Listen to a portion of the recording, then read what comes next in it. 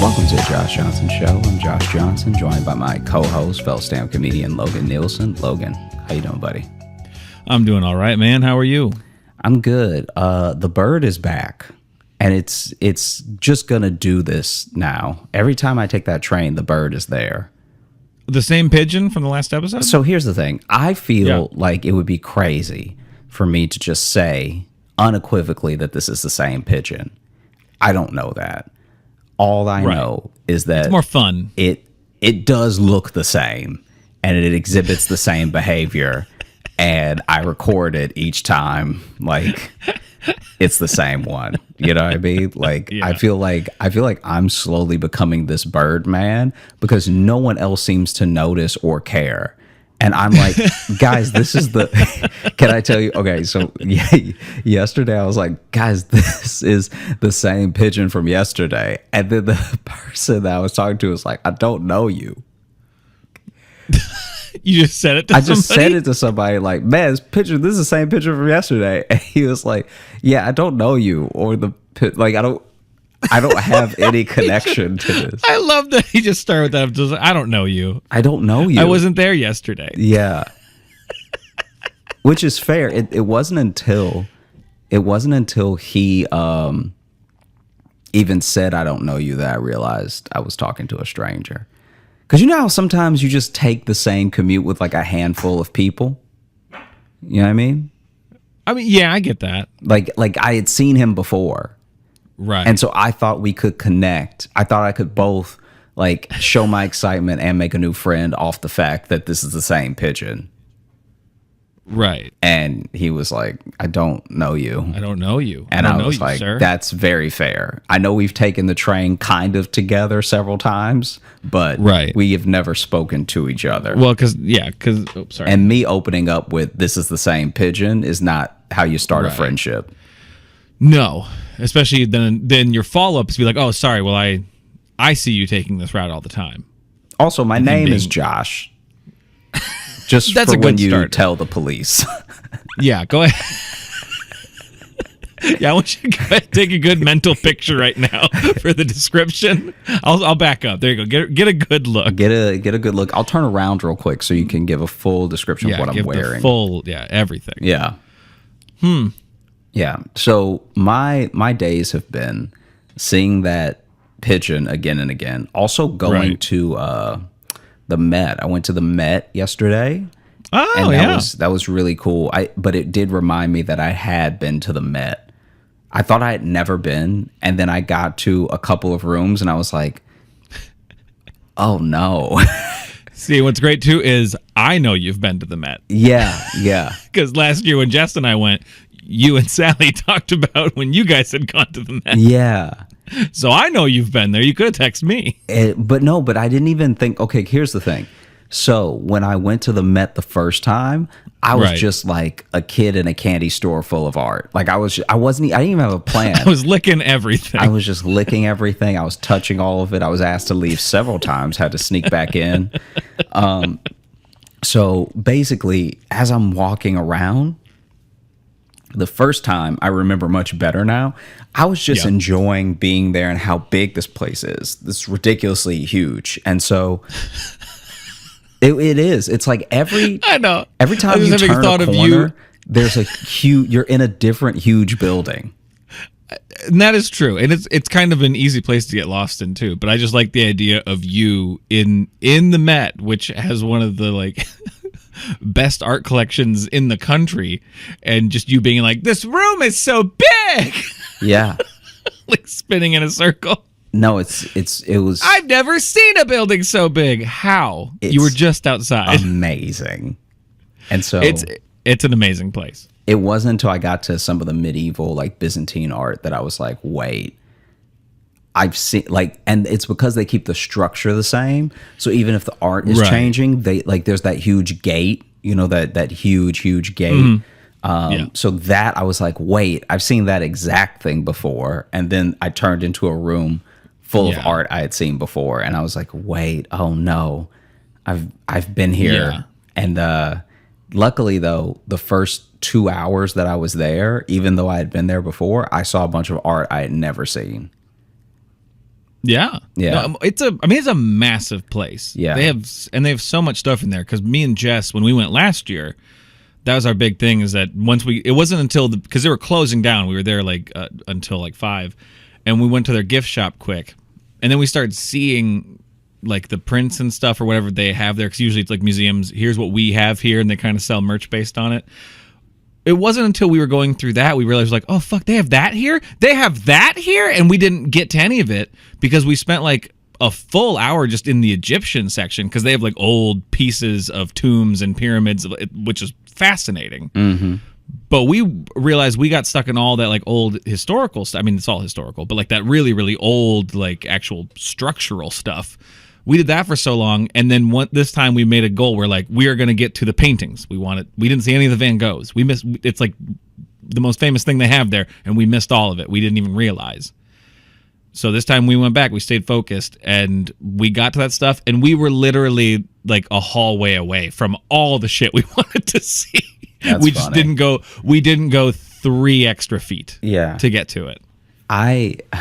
While I was there, and this is what's weird. Clearly, even though a lot of this stuff is priceless, clearly there's a level of care for some pieces more than others, because some pieces have an alarm and some of them do not.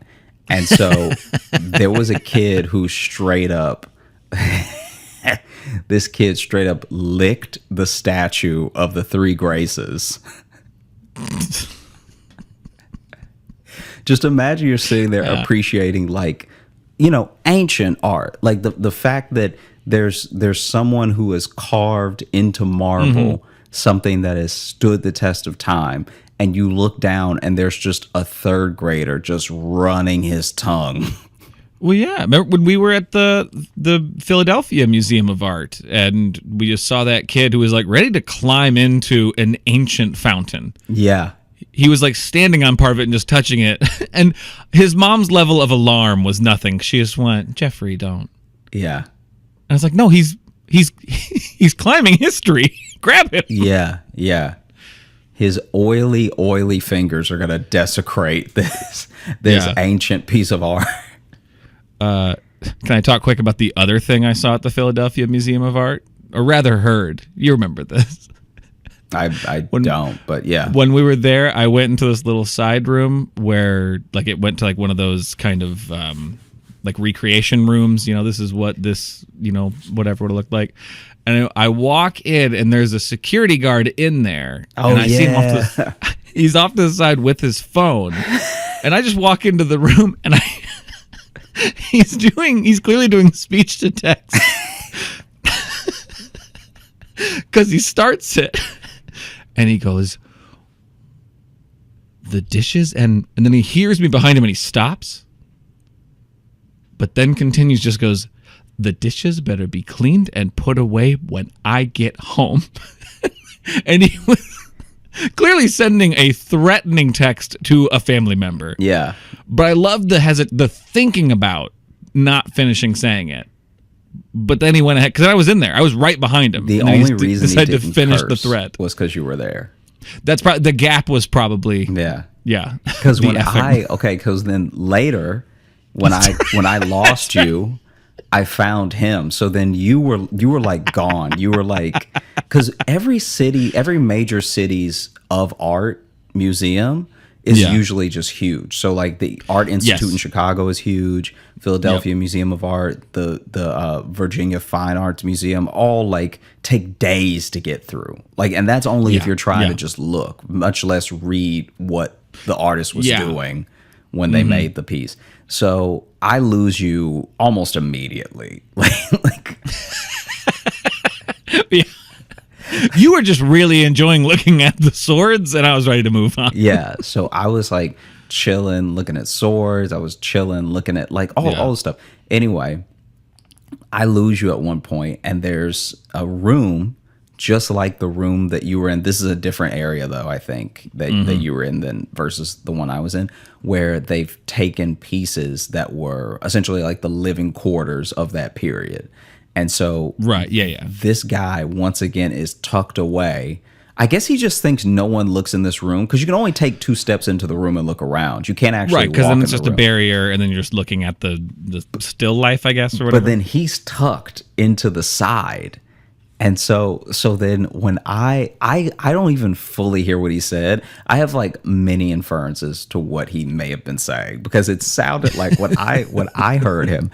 He had, once again, speech to text, phone close to his mouth, and he was like, "Don't make me break my foot off." And like,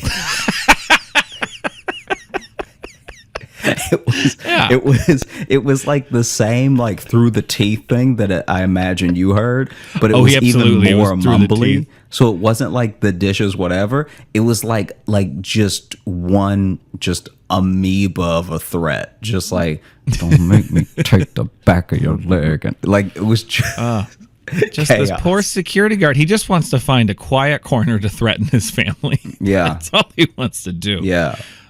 And he was in stark contrast to the first security guard we ran into. Remember, who was telling us about like the ancient railing, which could absolutely be a lie. It could be. I also think, this is what I think. I think that guy was told that by a different security guard years ago, and he's repeated it ever since, because it is an interesting fact, and I think it could be true mainly because they are tucked away in a way that people just don't look at them. Yeah, so there's this one room where then there's this there's like a walkway up there or something. Looks like a staff only area. Yeah, and there's this one section of like stone railing, and he's like, that is, I think he said that's the oldest piece of art. Or no, it's one of the oldest pieces actually in the museum. Yeah, because it was taken over from some sort of, I don't know, cathedral or something. Yeah, they took it from a temple. Yeah, and then just put it there, but no one has labeled it. And it does look kind of out of place. So you're like, maybe, but also, I don't know. And he just tells this story of like, you're not supposed to say this, but it's like, oh, that costs like $7 million or some shit. And I'm like, I don't know if anyone would really, I don't think that really translates. You might be going off of other artifacts from that era or something could be worth that. I don't think just a railing that has been built into a museum now would go for $7 million. And before we completely drop this topic, just in case it's not resonating with the audience, before we leave it behind, it's an episode on culture, okay? I don't think we're in the wrong here. Come on. There were like 6 pillars, and he said that each one of them cost like $2 million. Oh, that's right. He was even more specific. Yeah. Oh, that's right, because it was the pillars, right? It wasn't the balcony. That's right, because there was like the balcony. Yeah. So there's 4 pillars. Yeah, and each of them were like $2 million. Yeah, and then allegedly. So I bring up this whole thing because I'm even going to the Whitney on Friday. Oh, cool. Trying to like really get that culture vibe in. You know what I'm talking about? Get that, all that good reading juices, all that stuff that come out museums, all that like. See, now this I like. Let's keep talking about art, but let's do it that way. All that rich, sophisticated feeling you get in your brains. Yeah.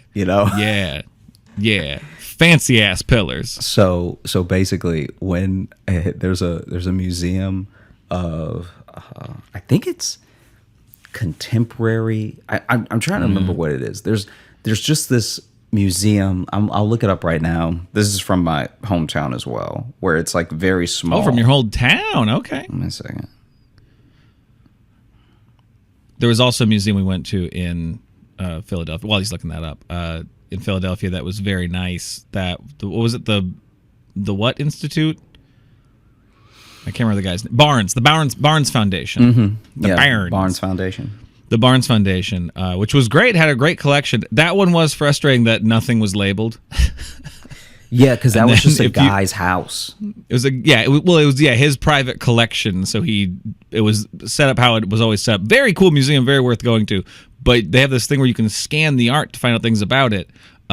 Which we didn't really get to do because by the time I got there, Josh's phone was about dead, and it was draining mine quickly. And we were gonna have to Uber to a show that night, so we couldn't really get some good learning in. But we looked at everything.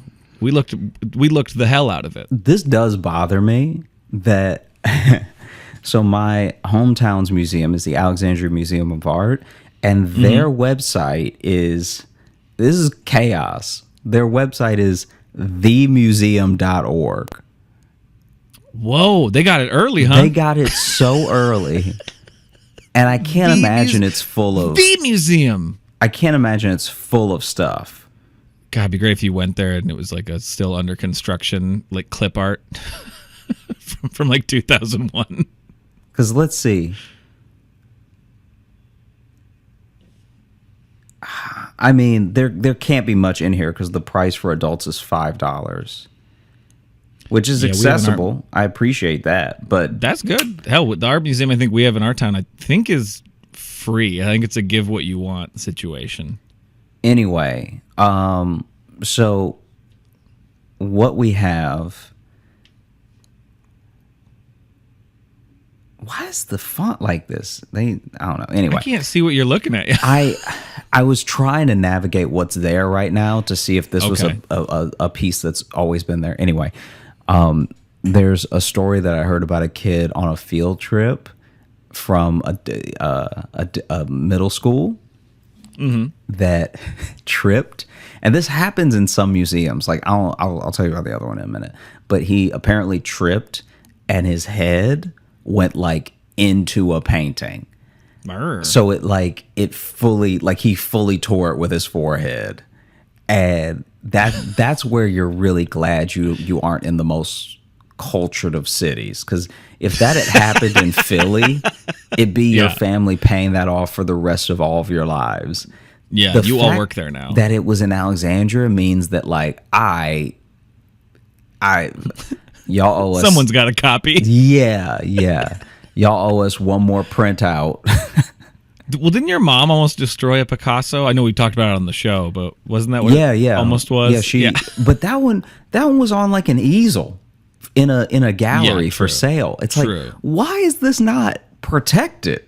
This is...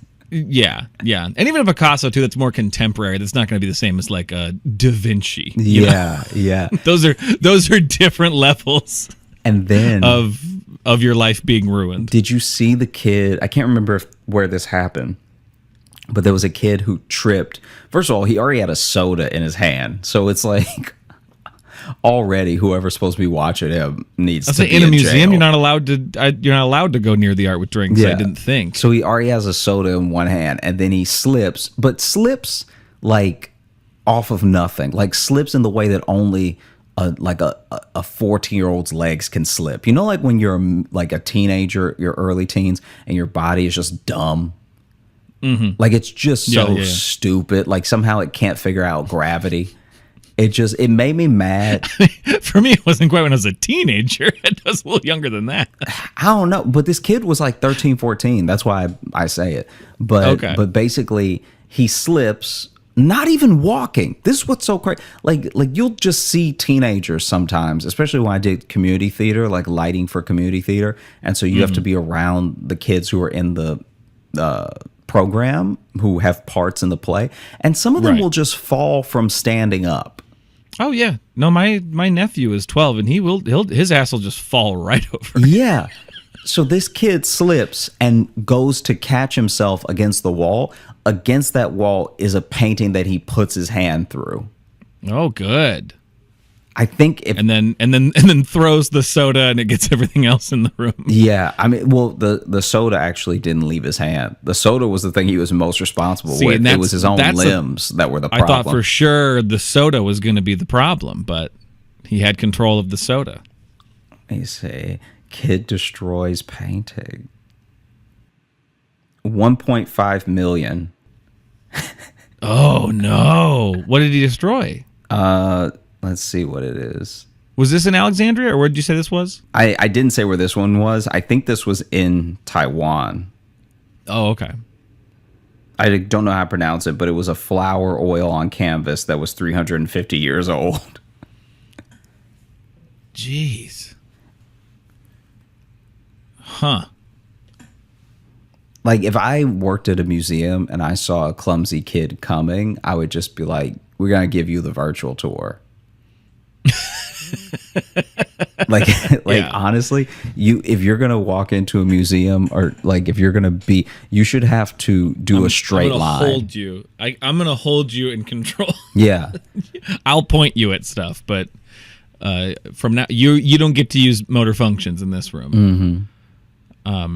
But since we're talking about destroyed art, can we just take a quick second to remember how glorious it was when that lady fucked up that painting of Jesus? Yeah, see, it wasn't just. It's delightful to remember. So for those that don't know, that was a restorer, right? She was okay. supposed to be restored. So for those that don't know, when you are going to a museum, especially if it's a museum with like truly priceless works from like antiquity, you will usually see some restoration. And if you've got a real eye for it, you can pick out what's been restored and what hasn't. Most things from like BC should be very faded. If they're not faded, then there's been some heavy restoration in them. And there's even some, like, not to put them on blast or anything, because I really enjoyed it and I'm going to go back. So I'm just going to keep going back to the Met as often as I can until I know my way around and can finish, feel like I've finished looking at certain exhibits. But in the Greek, so you were on the Egyptian side. On the other side of the museum on the first floor is the Greek and Roman sections. And in those sections, there are a couple of Greek pots that look like downright cartoonish in the way they've been restored. Like, some of them look good, and some of them they've traced well, but you can tell where it was just so faded that they couldn't trace, that they just made up a face. Yeah. Because there was one that, so, and this will only work if you see the video of the podcast, which is on YouTube, by the way. So there was one of them where it's a pot that has aspects of the Trojan War in it. So you see Ajax, you see Achilles, you see all these people. And then there's a random person, which maybe this person had no historical significance or no significance to the Iliad. So maybe it was just supposed to be an extra soldier. But it's like Achilles looking fierce. It's Ajax looking like inquisitive. It's like, I don't know if they were in battle with Hector or not. But then there's just this one character off to the side that's getting stabbed. And the face they're making is just like,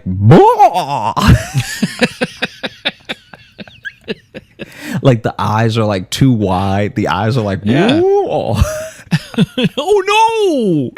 It was insanely cartoonish, and the ink looked wet. Like it looked like they just did that. Hey, do you have that restoration done? We're about to open. Yeah, yeah. No, it was too much. Yeah, because like most restoration is like, cleaning and stuff, kind of trying to just spruce it up. But that Jesus that Jesus painting, she's like, let me just freehand it. let me go ahead and just wait. Let me find it, and then put it in the show notes. We need to put like a link to it in the show notes so people can. Maybe I'll make it like on Spotify. It shows the different like episode pictures. I can just make it the. Can I tell you that when you type in Jesus,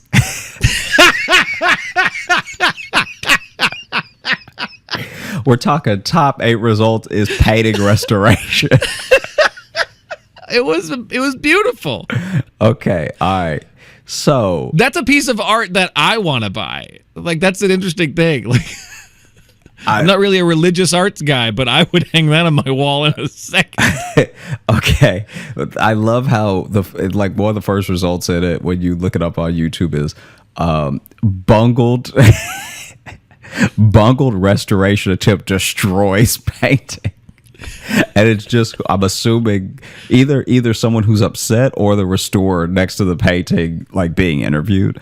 But just so you know, so you can follow along if you've clicked in the show notes or in the description of the YouTube video. What? No, a video? A link. Oh, I was just gonna put a picture of it somewhere. Okay, you'll have to send me this link then. Yeah, but if you, this is all neither here nor there. But basically, for them to see it, they'd have to click something in the bio of the episode, right? Yeah. Yeah. Okay. I think we're saying the same thing. No, I didn't know you were sending to a link to a video. I was just going to post the picture. Oh yeah, I'm not sending a link to a video. I'm just saying early in the results on Google is when you go to Google Images, there's a video that's just like bungled restoration attempt. Yeah.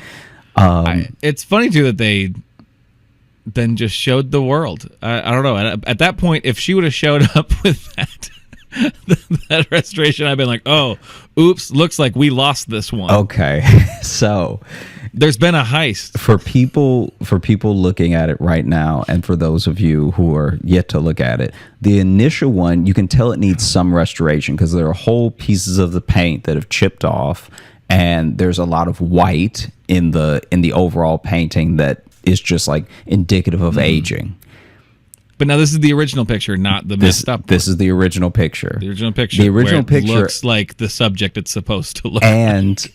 Jesus's head is tilted. You see the crown of thorns on his head, and it does look a little bit, whether from aging or from the original painting, it does look a bit like Jesus has been punched in the eye.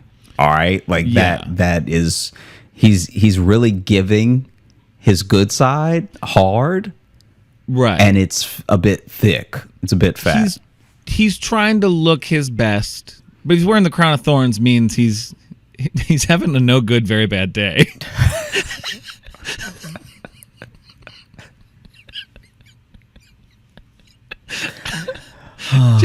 Jesus Christ, no good, very bad day. This is not the day to get a selfie, you know, like this is but he's trying to give busy. his good side. All right, he's turning the other cheek because that's the one they have not punched yet, so he's trying to just get a good picture of it. The restoration can only be described to me as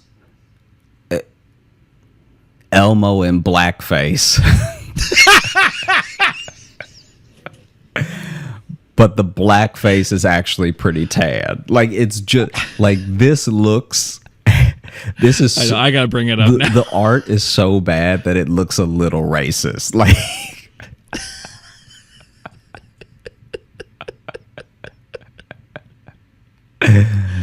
yeah. It's got a Muppet vibe to it. There's a definite Muppet. I love. The story's like, what, 5 years old? Yeah. It just popped back in my head. It's so delightful. Because also... No, 2014? They fully smeared the mouth. So the mouth is so smeared now that it looks like Jesus doesn't have a mouth. They moved the beard to way under the chin. So the beard that Jesus did have is no longer in the right place. And the nose has been reconstructed to give like a what is it, Wallace and Gromit. Reconstruct is a very nice word for what they've done here. His eyes are black too. Look at his eyes. And also, and they made like the pupils white. Whoever did this is an atheist. Like, who? I was gonna say they're either drunk or were trying to make a statement. Yeah, or both. The only way this could be more disrespectful is if they wrote on the actual painting, "Is this your king?" Like,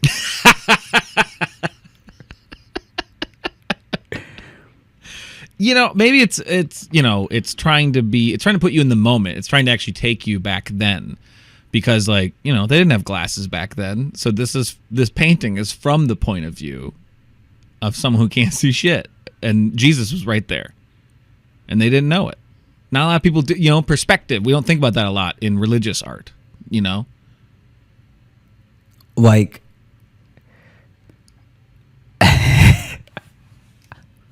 this person botched this painting and then went on to be and when I say mild, I mean the low side of mild. Like, if we're talking to Taco Bell sauces levels of success, the extra mild, right? And I'm sending you a picture right now where just someone did a goof where it was restored to look like It's Pat from SNL.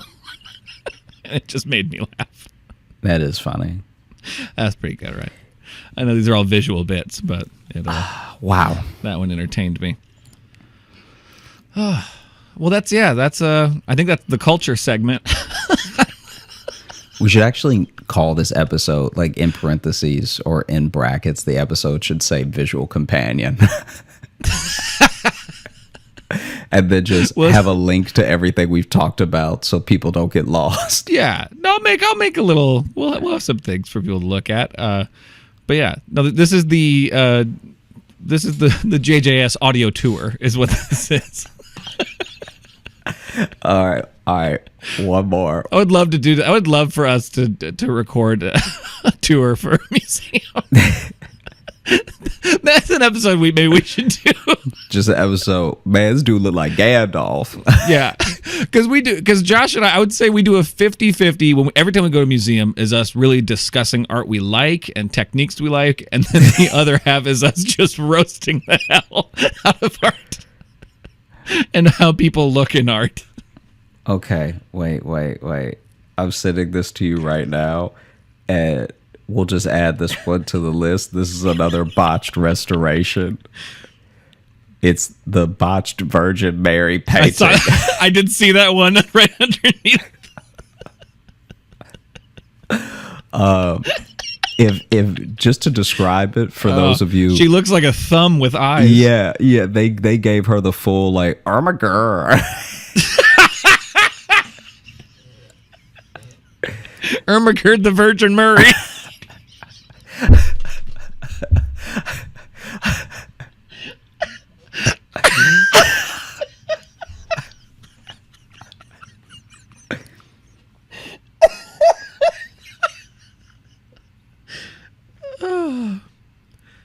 Like, I don't like. You can't get work again if you do that, right? Let me tell you, I can't draw. All right. But I at least have the integrity to not take a job where it is my duty to redraw a master. Yeah. Because it looks like they asked me. It looks like they asked me, hey, can you restore this picture of Jesus and we need it done today? That's what you're going to get. Also, I'm very sorry. We don't have any more oil. You're going to have to use crayons. Yeah. And they're pretty filed down already. So good luck. Yeah. Can I tell you? Ooh. Someone send us some art that will restore. So when I tell me if you experienced anything like this. I'm trying to remember where this was, but when I was little, there was a kid who had the full box set of is it 128? I think it's 128 crayons with different colors with a pencil sharpener in the back. Mm-hmm. Do you remember that? Oh, absolutely. Okay. We had one of those, yeah. This kid was styling on everybody early in the year. Yeah. And by like the spring, maybe right before summer started, he had whittled down every crayon more than I can even, like, I honestly. Every crayon? Dude, every crayon. Because I think what he was doing was he just did not like any, this was his flex. Every time he popped that box of crayons open, they were all sharp. They were all like fully, like pinpoint sharp, ready to go. Gotcha. Fine point crayon coloring. Okay. And to his credit, he was actually like a pretty good at drawing. Like I remember looking at his drawings and being like, oh yeah, I can't do that. Like I was gonna say, if all of his crayons are filed down and then he's shit at drawing, then you've got like he's eating those. Yeah. He's sucking on those crayons. And so that's why they're so low. And so then this kid, this is wild. Okay. So then this kid has filed them down so much that they can't really, like, he lost one in the sharpener because it got too short to sharpen. So then he was just turning it with his thumb to try to like turn it and sharpen it, but then it just got stuck. There's no way to get it out now. Yeah, I was waiting to see if then like just cut his finger open or something. No, they made it so you couldn't do that. Listen, this is a Josh Johnson story. I'm not sure where the turn's coming, but I get ready. And so this kid had got to the point where all of his crayons, he finally had to take the paper off of each crayon because it was like they're whittled down that much. And by the end of that box of crayons, he just had a box of beads. Like he was literally rolling the crayon against the paper to get the color off and to color. And I had never, like, this kid was such a genius to me. It had never occurred to me that could even happen. Yeah. Like he was like fully just dragging the little beads of crayon across the paper, and then was like doing low key like 6-year-old masterpieces. Like that sounds like he got the most out of that pack more than anyone else. Yeah, because he had all those crayons and that sharpener. And listen, all of us who had it, usually it's like it's cool to bust out, and then you lose crayons, and then you get something stuck in the sharpener, and then you just kind of have like a loose pencil case of crayons because you're done with the box. This kid, though, sounds like he took care of that box, really used these crayons, and used them well. Do you remember what was it? What was the company that made the really hardcore like number 2 pencil colored pencils? I mean, I think there's a bunch of them, but it may have still been Crayola. I have no idea, but basically, they make some number 2 pencils. There was a kid who went to steal another kid's colored pencils, and this was like, obviously we're talking like playground rules. This is a no-go, right? This is like off jump. All right, you're getting touched up if you touch my colored pencils, much less try to steal the whole pack. You can ask, can I borrow that colored pencil? But you have to be prepared for the answer to be no. Yeah, I need that one. And so this kid swiped all the colored pencils off this kid's desk and started running, right? Damn. That's like, in middle school terms, that's like having sex with someone's wife.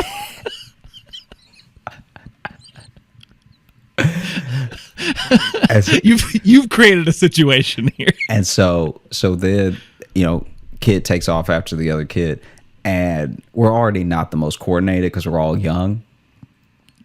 But in a sometimes something happens where it pulls almost like a divine instinct out of you that you didn't know you had. And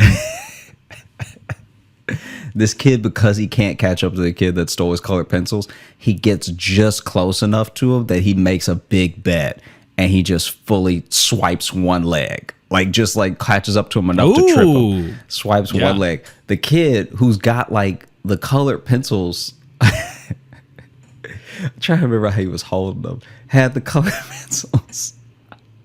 Like, either, I can't remember if they were against his chest or all in his hands, but either way, he's holding them kind of like this, and he trips and lands on all like this. Of them. He means has them like in his hands over his chest for the listeners.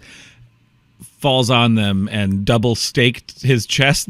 Completely just like really impales a couple pencils. See, I knew someone was going to get impaled soon. That's why I felt it with the crayon story. I felt it coming. I felt the chaos building. And then he rolled over. So he lands and he's like, oh, just from landing, right? He's like, you ever, remember when you were a kid and you get so hurt you didn't cry? You were like, I need to breathe through this situation. Like, you don't even. Yeah. You were stunned that feeling existed. Yeah. And so this kid rolls over and we just see a bunch of colored pencils like in him, right? Oh God. And not like deep, like he's not gonna die or anything, but just like really they stuck. They were sharp. And so then he rolls over, and the kid who was chasing him turns around and was like, you could keep him. Just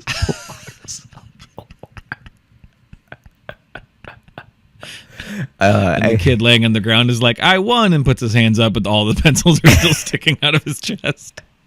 Nobody wants your blood orange, Yeah. Yeah. Sorry. All of these, the color is blood now. Yeah. It's not green anymore. That's blood. Yeah. You've made this pack all one color now. Oh man.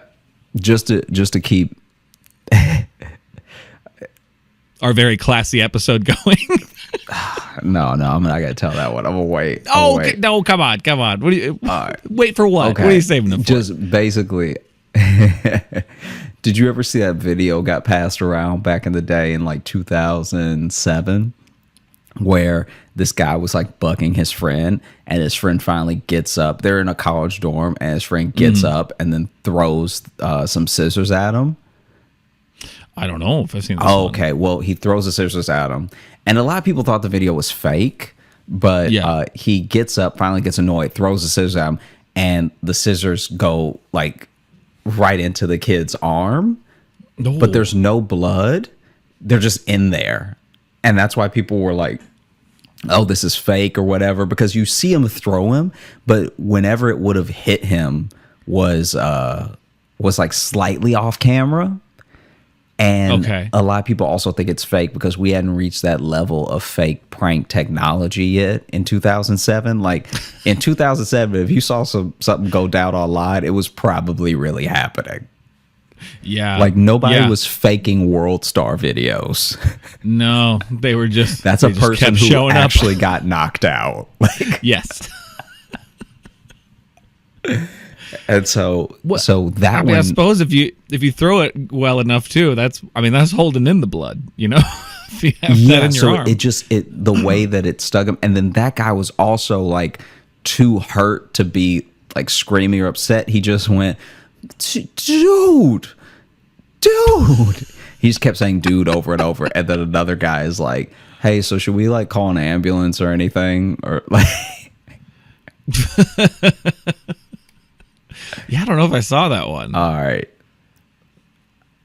We'll see if we put that one in the bio. I don't want. No. We probably should. I actually don't even know if you can find it. There seems to be. Tell me if you think that this is on the money or not. There seems to be a different internet now than there was when we were like getting into college. I feel like the internet now is like a place where nothing is ever really gone and everything is permanent, nothing is private, all that stuff. But I could swear to you that the internet from like 2002 till like 2000 maybe 7, that period of internet was where a lot of stuff was getting shared.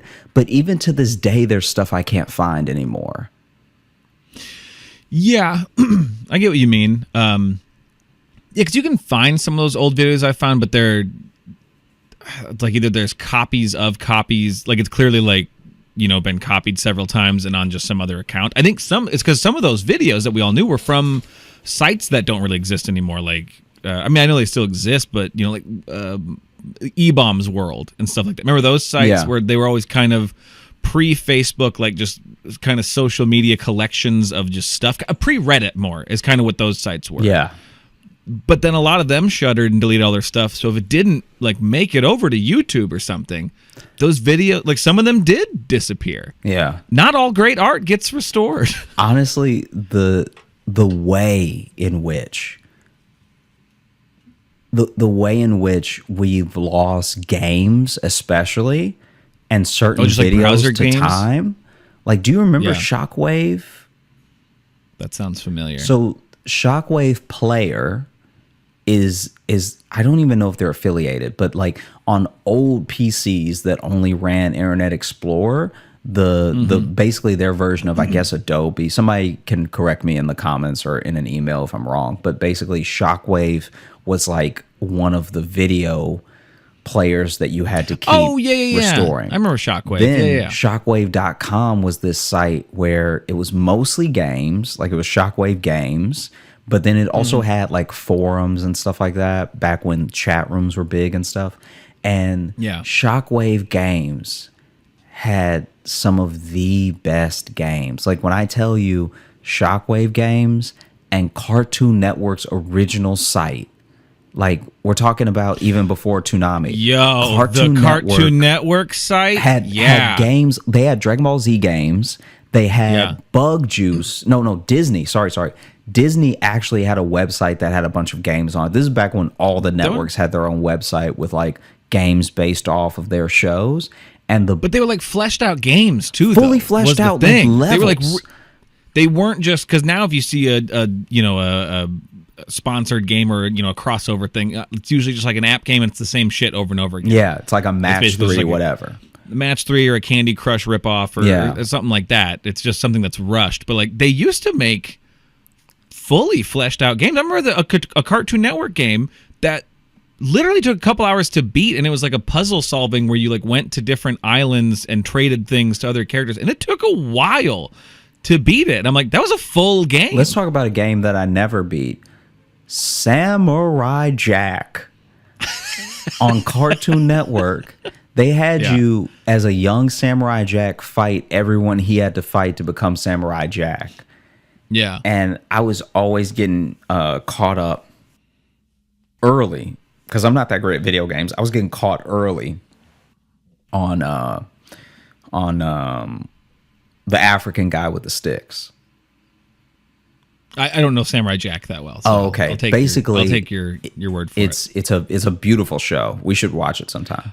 I like the guy who made it. Yeah, I've never watched it, but he did another show called Primal. Wait, you've never watched it? I've seen like parts of episodes. No, I've never watched Samurai Jack. Okay, all right. Get ready for our Samurai Jack watch podcast. Yeah. I feel like Samurai Josh. Also for the listener, and this is completely serious because I think that this could be a cool thing.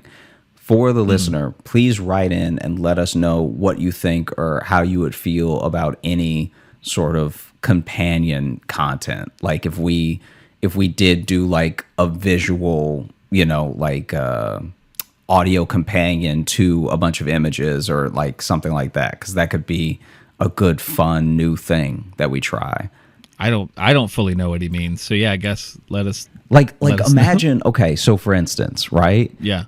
You could do the entire image collection of an artist's work or something. You know what I mean? Yeah. So then in the show notes, we're just this image is like, time stamped like this. We talk about this one first, this one second, whatever. And then I think that there could be something fun about, like, let's say we were to watch Rise of the Young Wolf. Is that a Samurai Jack episode? Ouch. What is that? That is the air hockey documentary that we watched together. I forgot about that. Yeah. I mean, I think what you're describing is a reaction video. Kind of like a reaction video, but yeah, in pieces. I think that's what you're describing is just a more well edited kind of reaction video. Mm-hmm. But we could release just a commentary for it. The special the commentary. Go watch Rise of the Young Wolf, and here's our commentary track for it. Oh no! I like that. Oh, there's a fly. Yeah. This one's all over the place because first it was art, then flash games. Then I think we just had a work meeting for a second there. No, that's my bad. Well, I didn't know. I didn't know if it would translate into something worth asking people. But ending the whole thought on reaction video means probably not.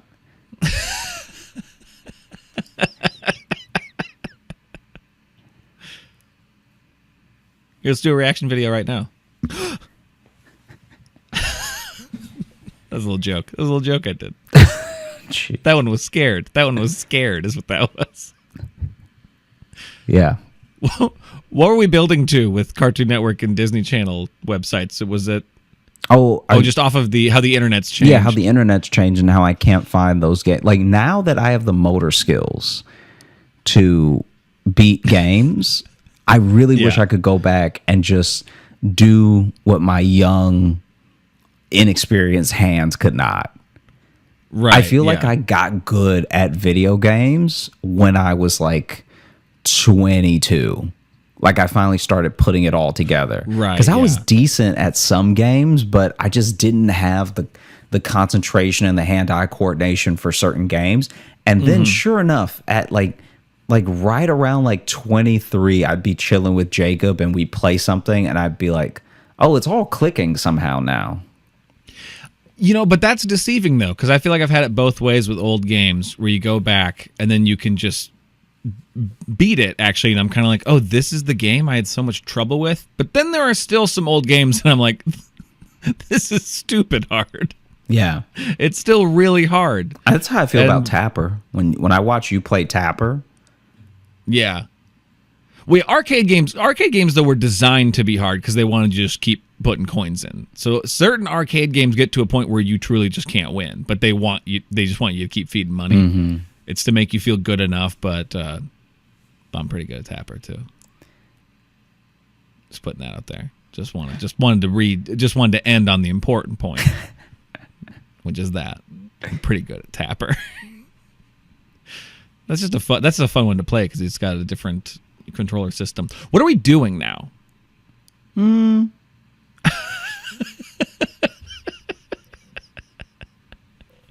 is our most tangent-y one, but I think it's because this is the most less pressed for time we've been in a while. Yeah. To fit an episode in. Yeah, this is what happens when we actually have all day to chat. Yeah. Anything else on art, or should I get the mailbag? So yeah, you can pick the mailbag while I talk about art museums a little bit more, because I've now been to enough. Do it. So okay, I've been to enough now that I have gathered lots of different experiences, and I remember, wow, there was this one woman named Leanne who I can't think of a better word than cornered. She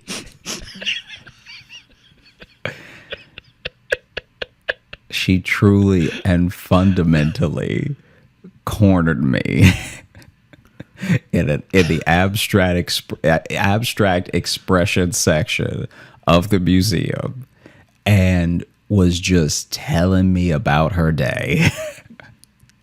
Oh, see, but now this kind of sounds like a Josh Johnson dream come true, though. You would think so, but not only was her day not good, like, I'm all about getting to know people, in like an organic way or anything. I think it's a different energy when no one wants to hear what you're about to say, and so you corner a person and tell them, because I was like, oh, okay, like she was telling me about how she had to go to court and like all this stuff, and I was like, oh no, well, I hope that works out, and best of luck in your claim. I in my head I'm like, I got nothing for you. Like I don't fully understand, because she was also trying to explain. Good luck with your claim. Well, she was trying to explain to me what she was trying to sue for, and I get that. I also didn't get it. So I was like, oh, yeah, I guess. But this isn't checking in with a person to get advice. It's also not a time where you're like, I need to air this out to a person for feedback. This is just like, oh, man, all right, this guy's by himself. And, yeah. And so then, which I really respect this about her, because this is where it becomes your nightmare. So I'm like, oh, well, I hope that everything goes well. And, I even think I said it was great talking to you. And I start to move. And she just follows me. Like, she just follows me and keeps talking. And I didn't think it was an option. Like, I didn't think... You thought surely she won't come with me. Because usually when there's someone that's the security of the museum that's like, oh, don't touch the painting or whatever, they're usually confined to an area. Right, yeah. But she is leaving her post. Yeah. Or like that guy at the Barnes Foundation, remember, who was like running laps? Yeah. I don't know. Some security guards are free range. That guy so clearly wanted someone to be arrestable. Like, he was just... Yeah, he was just walking in circles, getting his steps in. Yeah, and some of it was it's not a big place. It's not a big place, and some of it was like, we would see him in a different room going in the direction he was just in. Like, does he know where he's going? Like, it seemed like he was lost and he didn't want to admit it to anyone. It seemed like it was going to be very easy for him to knock someone over into like all of the antique furniture that was there. Yeah, imagine your whole head going through a Matisse because the security guard is like trying to find the bathroom and simply can't, but doesn't want to ask someone who doesn't work there where the bathroom is. Yeah, it's his first day. He's nervous, trying to walk off the nerves. Yeah, but no. So how long did this security guard at this other museum follow you? I truly, we're still dating. I truly can't even imagine the amount of time that it was. It felt like for half the time I was there, and I was there for like 4 hours. See, that's what you get. Yeah. See, that's why sometimes I'm kind of like, maybe I need to be more open to experiences like Josh, and then I'm kind of like, Yeah. It's nice that people don't really talk to me. And some of it, I will say, some of it did seem unfair to her. There were a couple of instances where I was like, yeah, you should probably, like, now I am rooting for you in your suit, you know? But then also, like, her back, it was like, it was just, she was, yeah. What about her back? She was just talking about how her back always hurts, but then they give her the upstairs, and she's like, I really want the downstairs, so I don't have to go up the stairs for my back. But, you know, to be fair, I only have to go up the stairs twice in my shift. And I was just like, man, this, like, she was complaining to me so much, it felt like family. Yeah. Yeah, because that's, if you're going to follow someone around at your job to talk to them, like, bring something, man. Yeah. Make up some stuff. Make up how old those pillars are. Do something. Don't just be like a little bit of creak, a little bit of ache in my back there. Yeah. But I have to use it, you know, Yeah. walking and standing. And she'd be like, oh, I like this one. That was the other thing that she did that cracked me up. She'd be like, I really like this one. I'm like, oh yeah, it's pretty cool. Like, as if I'm not seeing everything for the first time. Right. And then she was like, we're not supposed to comment on what we like and don't like unless you ask us. So ask me which one I don't like. And I was like, what? And she was like, ask me which one I don't like. And I was like, you know, it's just us in here. Like, this is like a slow day. That's some great mom energy. I had like a there. club date on the Thursday. And so I'm just there during a Thursday. So there's almost no one in the entire museum. And she's like, ask me which one. And I was like, are we on camera or something? She's like, just ask me which one I don't like. And I was like, fine, which one do you not like? And she was like, that one. And she pointed to the one behind me. And she was like, it looks like, she leaned in to say, it looks like poo. Got him. You got him, Doris. Yeah. Get him. Ask me which one I don't like. I like that. Well, should we wrap up this very culture-filled episode with our mailbag? I mean, not only should we wrap it up, we should probably cut 15 minutes of it. We'll see. For the video portion, my camera is no longer recording for some reason. I guess the card's full, even though it was empty. I don't know. So just for the remainder of the video, my half will just have that Jesus painting. I'll just go ahead. So you'll see Josh and then that terribly restored. It'll be great. It'll just be you looking at it too, be like, uh-huh. Okay. All right. Let's open up the mailbag. We may only have time for this one because I have a feeling we might be able to dig into it a little bit. But this is from, they've signed it anonymous, so I will leave it anonymous. But the title is VeggieTales Sex Talk. So just absorb that title for a second. What's up, J-Lo? I want to start off and say I appreciate the elements both of you bring to the show. You guys remind me of my younger sister and I. I should have been kidnapped by now, and my sister is the Logan that humbles me. Okay, there we go. I think it's a good definition of our roles. We all grow up with preconceived connotations. As someone who mainly grew up in Minnesota, I was always taught to shudder and dramatically act disgusted when someone says Iowa. Then I went to college in Nebraska, which culturally we do the same thing, but also comment on how bad their corn is. It makes me laugh when Logan rips on his state too, because it makes me think, who actually likes Iowa? Real quick, I know I'm from Iowa. It's my home. And yeah, I rip it a little bit. But, Minnesota and Nebraska can go eat a fat one. Nebraska is the more boring Iowa. And that's saying something. Anyway, he's getting into some Midwest rivalries. Hey, they brought it up. Okay. I have 2 young kids, and as someone who likes to stress about things very far in the future, I was hoping you guys could help me prepare for the question. I married into a very religious family. My oldest was born a year and a half before our wedding and conceived within 7 months of our relationship. I feel like that's an unnecessary information for this question. But what is the most watered-down, VeggieTale-friendly answer you can think of? So I believe this is the sex talk. This one, it wants it to be so clean they didn't even really say sex. Just the talk. It would actually be so. Or is it the talk about being born out of wedlock? Is that the talk? I can't fully tell, but it's very fitting that you're now that poorly drawn Jesus, as you asked me all Yeah, I didn't realize I was going to thematically line up so well. Okay, so is that, you think that's the talk? Maybe, about yeah. Was being born before, because he's 7 months into our relationship? Yeah. I guess so.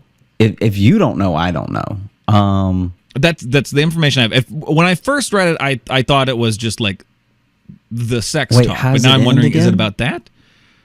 Let me just read this again. I have 2 young kids, and as someone who likes to stress about things very far in the future, I was hoping you guys could help me prepare for the question. I married into a very religious family. My oldest was born a year and a half before our wedding and conceived within 7 months of our relationship. What is the most watered-down, VeggieTale-friendly answer you can think of? So the question is not posed. The question is implied, but then the follow-up information makes me think it's a different question. Okay, so I'm just going to answer it as if it's the talk. So the sex talk? Yeah. So okay. When a cucumber 7 months after a mommy and daddy meet. Yeah. Sorry, go ahead, 2 years. Yeah, when a cucumber and a tomato are very much in love, they decide to make a salad. And what's a salad without some seeds? Oh. I don't know. So then what's a salad without some seeds?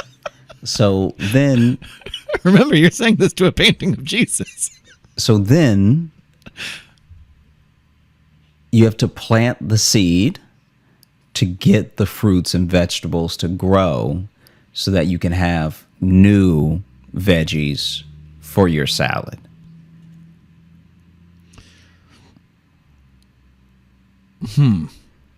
I feel like that's pretty good because even VeggieTales doesn't cover it. Like I'm wading into waters that have been uncharted by even VeggieTales. That's true, and here's why I think the VeggieTales angle is what causes a problem here, because what has happened to those veggies to make a salad is that they were all brutally murdered.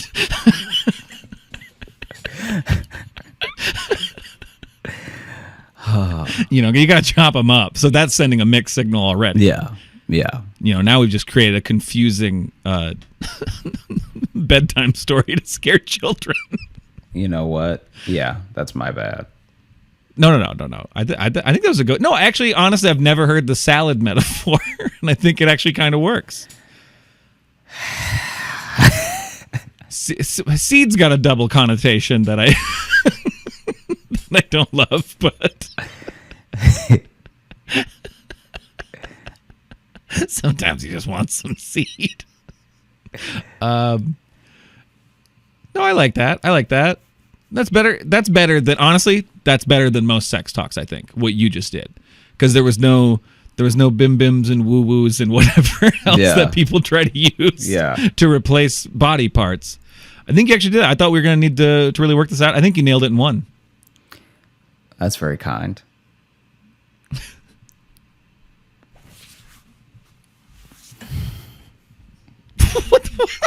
What was that? Was that a fly? No, there's a mosquito in here. Oh, okay. Oh, your body language got so weird there. So we'll go ahead and Yeah. thanks so much for listening to the Josh Johnson Show. We had a great time recording. I hope you had a great time listening.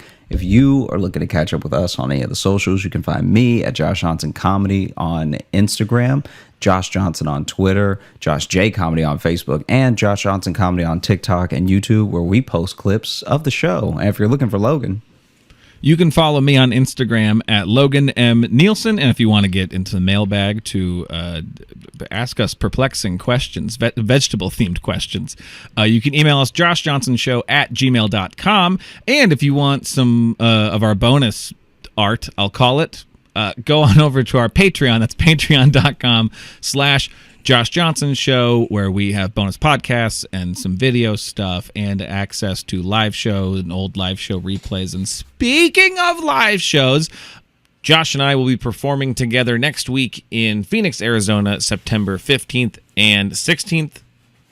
So if you look down in the episode bio, you'll see tickets there, or a ticket link there, along with the links to whatever confusing visual aids we are also putting with this episode. This is new territory for us. This is untreaded water for us.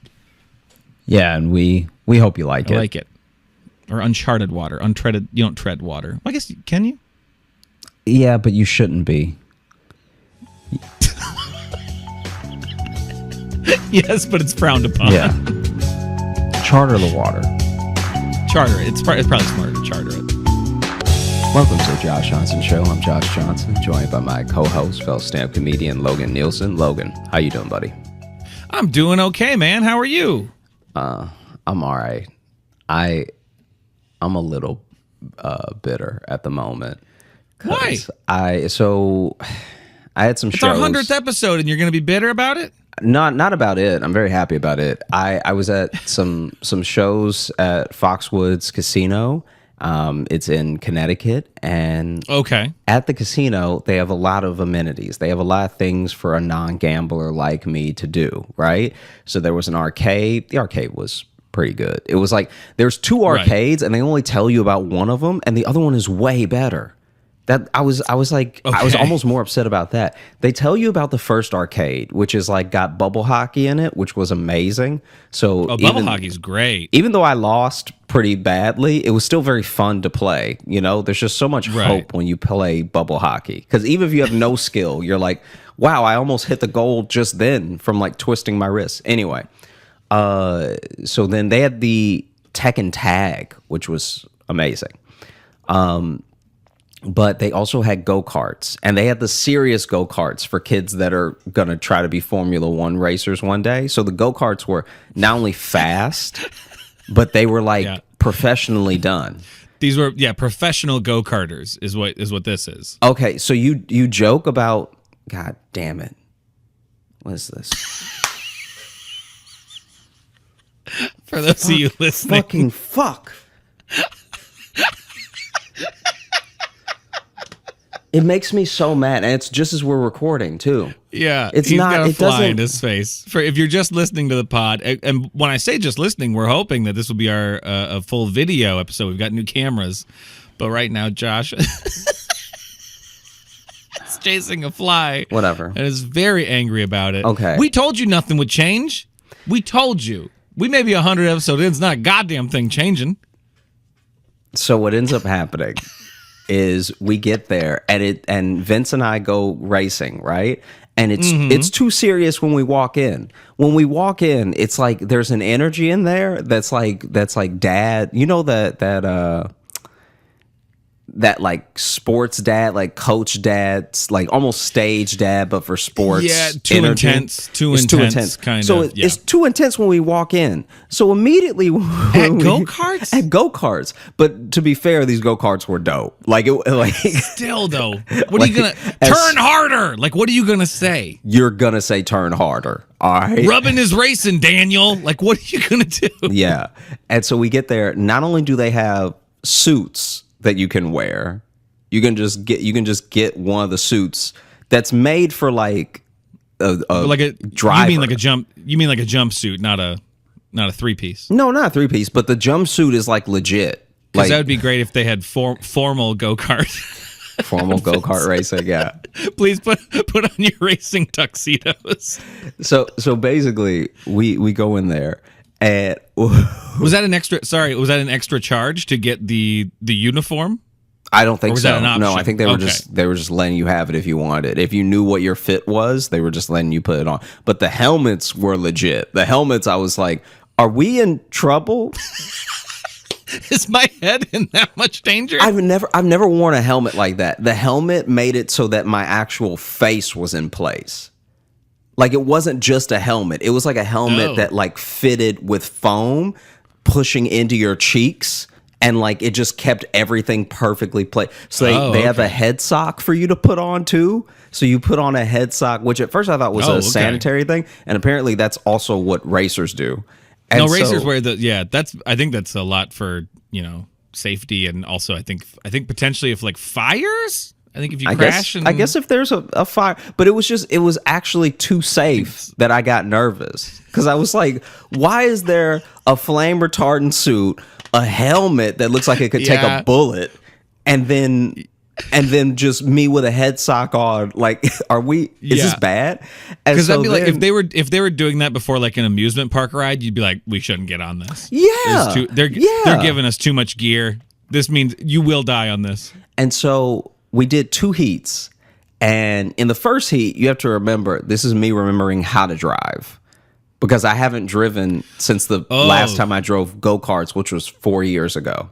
That's a great point. I kind of forgot your inability to drive. Yeah, so already that's the other thing that made me nervous. I was like, are these fast enough that I could like hurt myself or someone else? Because the last time I went go-karting, you were punching it, and this little thing was like barely getting any steam. Right. And I watched a heat before we ran, and I couldn't believe how fast they were.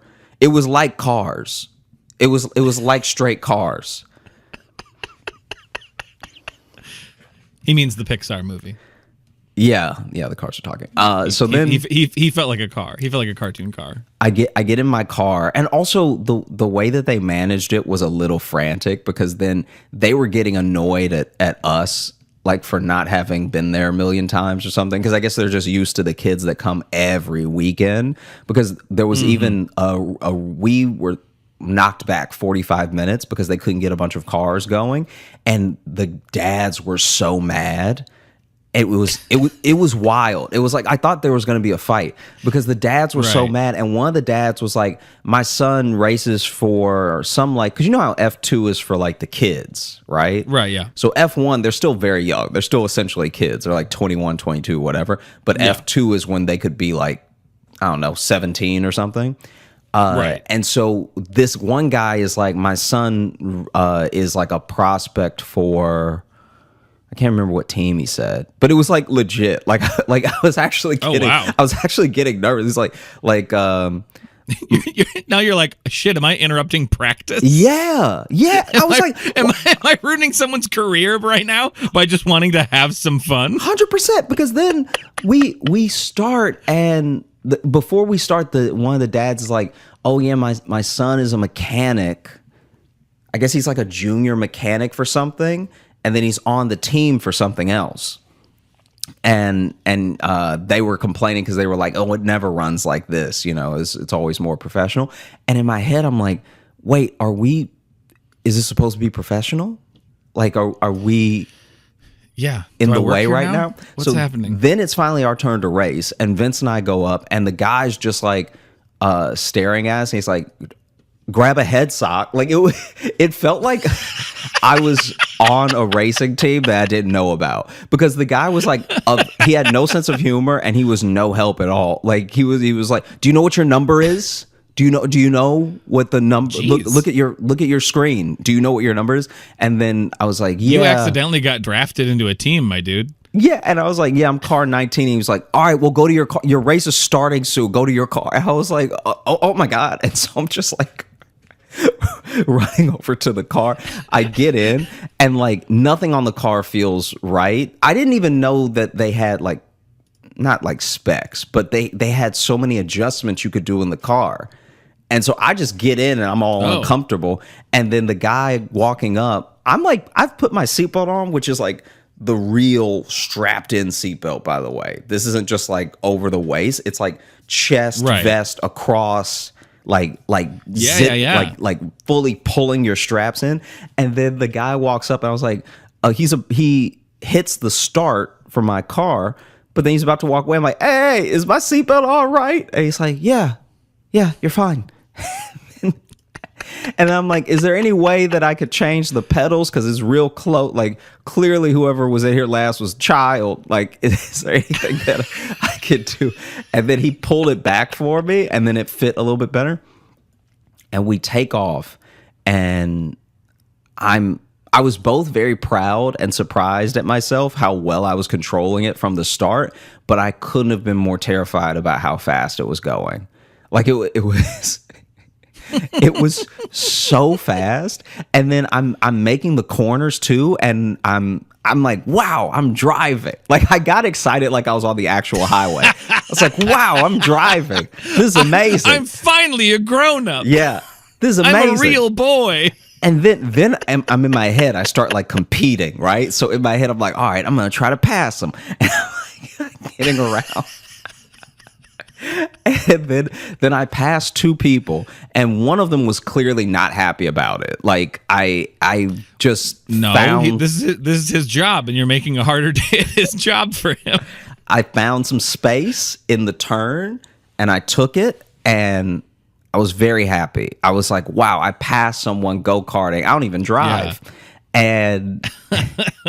And so then maybe like 4 laps later, this guy just perfectly nicks me on the back right wheel and sends me into the wall.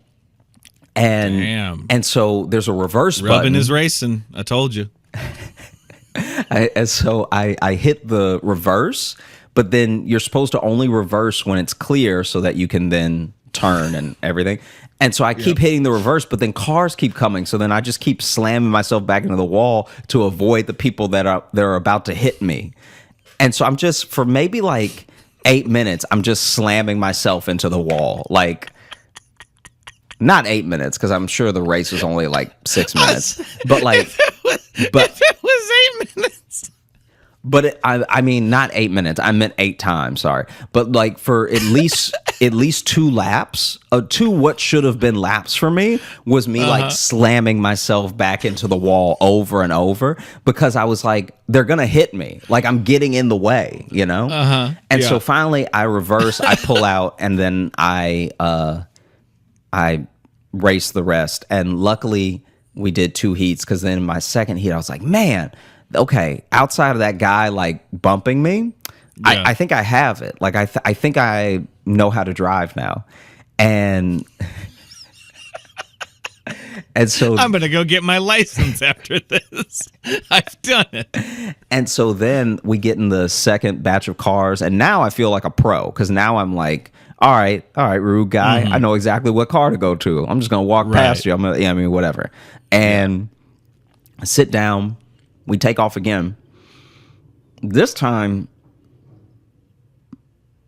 I still, only because of the race I just had, I actually think I had like a bad car with like fully. Oh, it's the car's fault. No. It's the car's fault. Definitely. I just did a race where I definitely knew not less. The man who doesn't know how to drive. He already said that, but it's definitely the car. I'm telling you, man, I just did a race where I knew less. I knew less about the car. I knew less about the turns. Like, everything I did the first time, I was doing for the first time. So with this one, knowing where the turns are, knowing the rhythm of when I should turn and everything, I was like, yo, this car is bad. And once you start the race, you can't just stand up. But almost immediately after I take off and I go through the first turn, I'm like, I'm in a bad car. Like, this is horrible. I had no grip at all. So then every turn with any speed, I was just drifting. I was straight up. It would have been cool if I had been doing it on purpose. I was turning When I tell you that I was Yeah. turning and like Yeah. Jason Bourne in the rain was sliding the entire length of the turn, and then I would just hit the gas again to go straight. So for a little while I thought I could manage it, and then twice I slammed myself into the wall so hard. And then the second heat we did was with the pro guys. So that's the heat. Like the first one we did was with a lot of like families and kids, and you know what I mean? Like people that were just trying to have fun. The second one was with the guys who showed up with their own suit.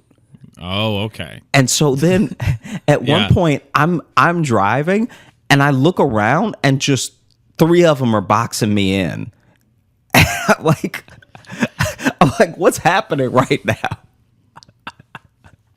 It's like, I get it, especially if they're, pro racers or whatever, but like, fucking calm down. It was wild. Don't show up with your own suit and then want to show people up at a go-kart track. That's like showing up with a bag of clubs to putt-putt.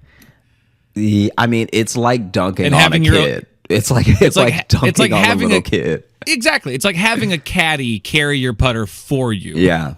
Yeah. When you're over at the side, it's like, what do you think? There's a windmill in the way. What do you think I should do?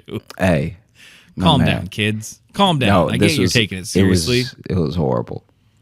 Don't pick on my friend in his 30s.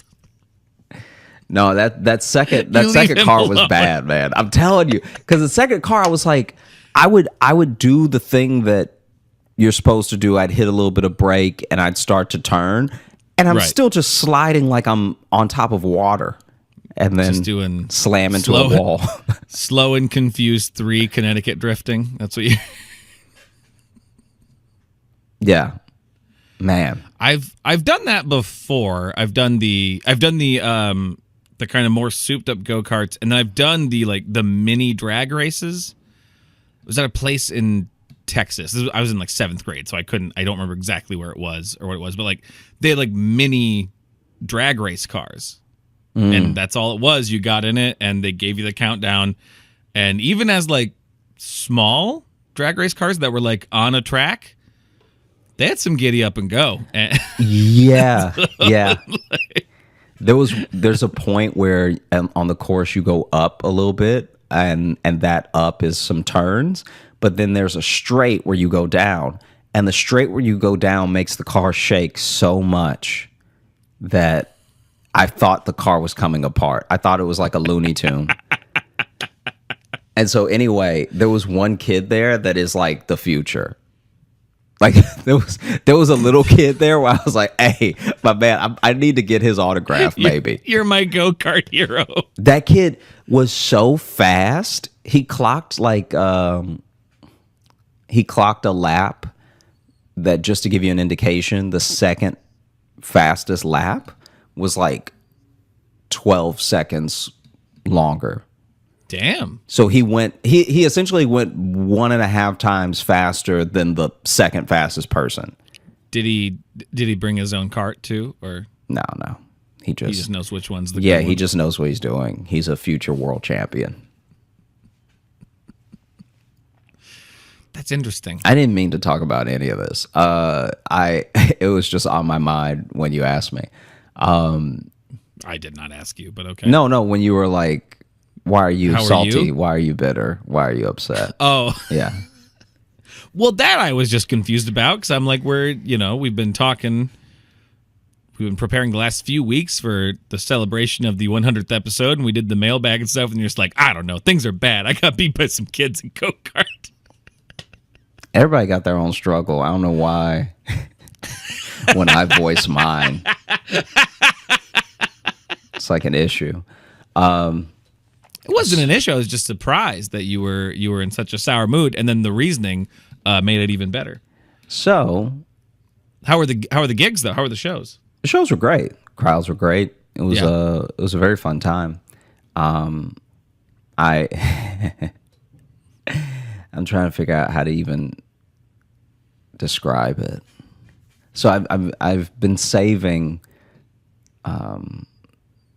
two things for this episode for quite a while. Oh, okay.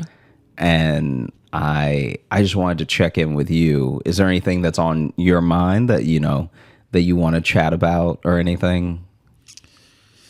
Not in particular. No, I don't think so. I don't think, I'm in this stretch right now of where I haven't really done anything for the last couple of weeks. So, so that will change next month. I'm about to be very busy and on the road next month, but I haven't done a lot. I had some friends come out and see me from Chicago, which was good. Dope. And I maybe got a little too after it and had to vomit so much into a sink.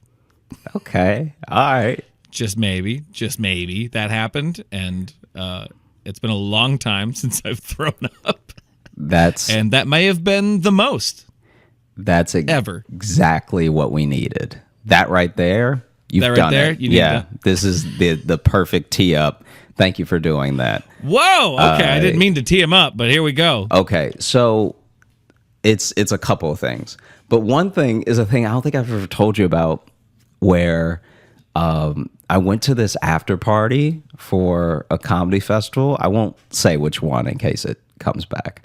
Okay. I'd very much like to be invited back. But I went to this comedy festival's after party. I'm about to talk some shit about it. No, it's not. It actually wasn't the fault of the festival. It was the fault of the bar. Gotcha. Okay. So basically, the after party for this festival, this is also, should point out, this is before COVID. And okay.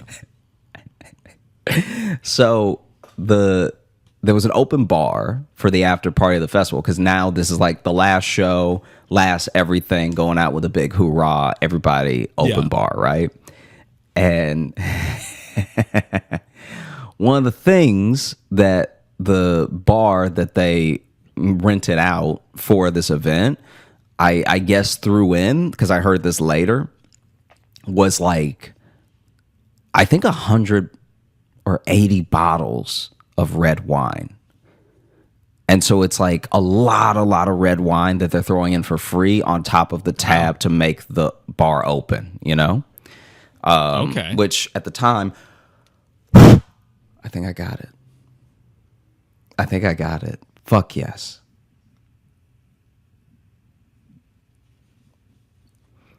Which at the time, it's just good for a podcast when you're in the middle of a sentence to blow aggressively onto your mic. We can edit it out. You make it hard when you do it in between, in the middle of a thought. You want to reslate? We can reslate. No, I'm not going to reslate. That would be starting the whole podcast over. Reslating does nothing. We also are doing the cameras now too. So if I cut it to where you go, then it just cuts. Yeah, but if we reslate, then won't you have a place? Reslating? No, that's not what reslating does. Oh, okay. So basically, the slate is to sync everything. It has nothing to do with the edit. All right, if you say so. So I'm the fucking editor. The thing that ends up happening is that they get all of these red wine bottles, which I'm assuming are the same brand, same everything. I don't know, because I don't drink, and I didn't drink that night.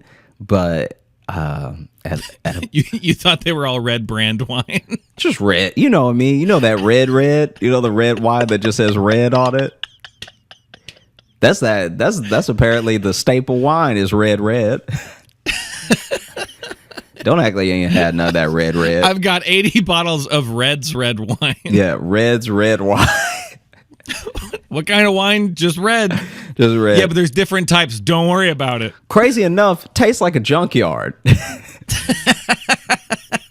some of them are clearly white wines too, but they say red. Yeah, I don't know. Yeah, that might be some white wine with a little blood in it. So they get all of this free red wine on top of the bar tab, right? Mm-hmm. So for the most part, people are just like pushing the red wine. Like the bartenders are, and they're letting everyone know. It's like, hey, let's let people know about the red wine first, because then that might do a little something for us on the back end with the whole open bar thing. And smart move. Basically, I get to the after party pretty early. I'm not like a cool guy who's late. And so I I get to I the was after there an party. hour before they opened. 100%. I helped set up just some of the chairs. So I'm there. I wasn't fashionably late. I fashionably work there now. Guy just handed me a glass and I just ran with it, So I get there on time-ish for when it starts. So other people don't start showing up for at least like 40 minutes or whatever. And I think there was, to be fair, a show that was happening at the same time that the party started. So it's not as if everyone's fashionably late. It's literally that they came right there from the last show of the festival. Right. And sure enough, maybe 2 hours in. So I got there on time, first hour. Other people started getting there. Then an hour after that, when I tell you everybody, like not every single person, but just about everybody that I saw with red wine starts throwing up. Like starts like really gets like really sick almost immediately. And once like again, early in the night, like once they're just having drinks? Early in the night. So this is early in the night. And it's clearly not their fault because it's people who aren't that drunk, right? And so people just start running to the bathroom. Whatever this is, or it's people, poison. So the 100 bottles are clearly just like spoiled wine. It's clearly just like wine that's turned, or maybe it was about to turn, and then they were like throwing it in, which... But I don't know how wine turns like that, because people age wine for decades. I think if you leave wine open, that's like not aging it anymore. That's like making it go bad. I feel like however you store it... To do that with 100 bottles, though. Man, I don't know what to tell you. People just started throwing up red, and I thought it was the end of the world. When I tell you that I thought this was it, like, I'm not gonna lie to you, I prayed a little bit. Like, dude, I'm at this party, and all I know is people next to me, people in the bathroom start throwing up full red. Because, mind you, I told you that to like color the context of the thing. I didn't know any of that while I was at the party.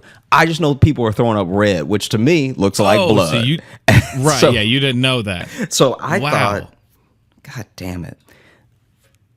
So I thought everybody was dying. Right. I thought everybody that was throwing up red was like, all right, we're here. This is the zombie movie we've been prepping for. And and then eventually a bunch of people realized that they all got sick, that they only drank the red wine. They were like, stop drinking the red wine. But apparently it's like, maybe it's how they stored it. I don't know. Because I also don't know that much about wine, but I know that a lot of people threw up.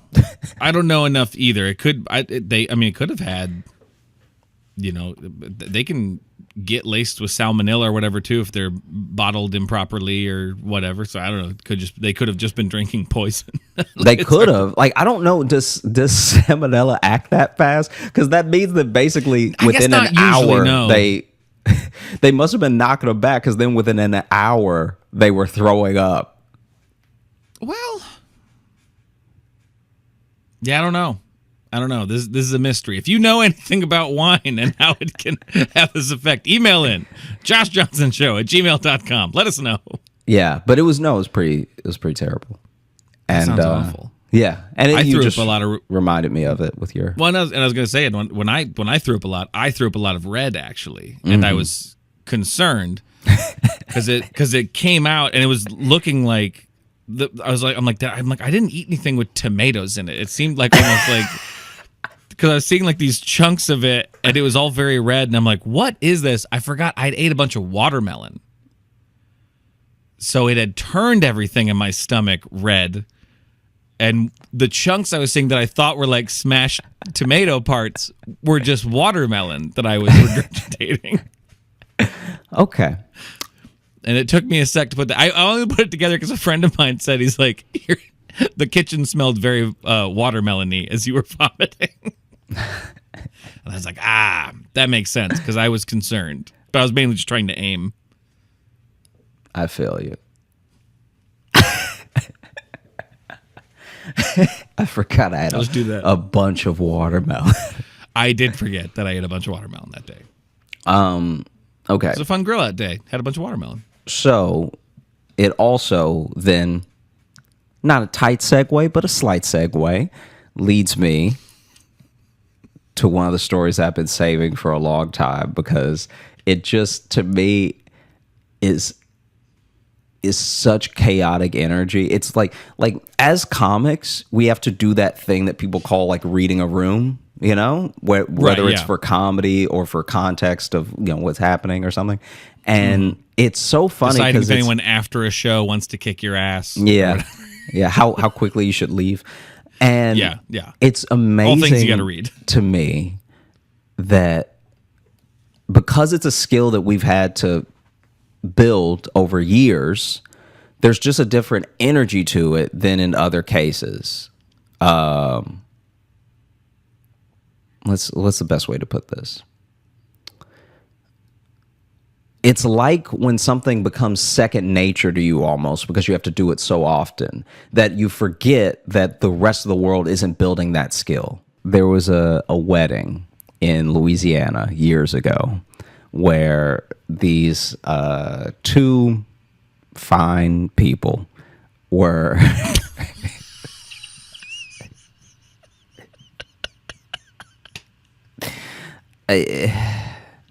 they're fine. They're Never has the word fine had more judgment in it. They're these two fine people. Yeah, they're a lot. Anyway, they are these friends of yours or loosely, yeah. We don't talk that much anymore, but it's because of what happened in this story, or no, but no. The story you'll see why. Anyway, so all right. They decided to have family cater the wedding because, you know, they didn't just, it wasn't just a money saving thing. It was like we've always wanted to have this dish at our wedding type thing, and only grandma can cook it, whatever, right? It's also totally a money saving thing. Yeah. For sure. And so why buy food if you can force your grandma to cook for you? And so the thing that essentially did them in a sense, is that one of the matriarchs of the family that they wanted to cook something special was in the hospital for a little while, and that little while crossed over during the wedding. So then they couldn't do the whole prep, and you know what I mean, they were just too sick to do it. Mm-hmm. And so what comes with that is a family member stepping in and being like, just give me the recipe and I'll do it, right? Now, this is essentially one of the things that's being cooked is a pot pie, and it is enough pot pie for like 80 people. So there's like 80 guests at this wedding, and the wedding's that's a big pie. It's a big set of pies. It's a big pie. It's all huge. And be great if they tried to do it in one pie, just one giant comical buffet pie. Yeah. And so basically, to feed everyone, I had to increase the recipe 80 times. I'd increase the recipe 80 times, and also the pan is grandma's bed frame. So yeah. I was going to say we had to cook it in a small pool. Yeah. So, I mean, the pool is ruined. All right. Wrecked. So, wrecked. As you enjoy Absolutely. this, just know you'll never swim in this thing again. Yeah. Also, I lost my watch, so it may be in there. Yeah. I'm not really sure. And so all you need to know is that the family member that steps in is not the one that you call off the bench. All right, this is someone who could really mess up a PB&J. So like, this is not the type of person. You know, Aunt Caroline doesn't have taste buds. You know, Aunt Caroline burned her tongue at 82 and never been the same since.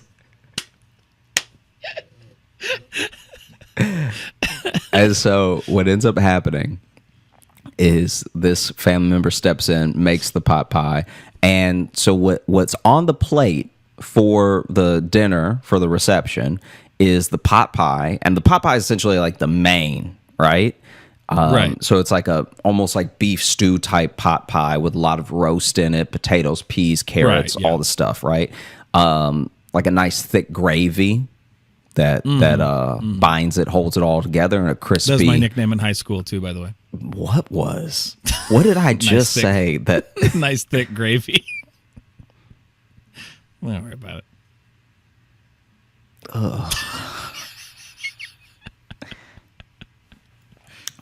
So anyway.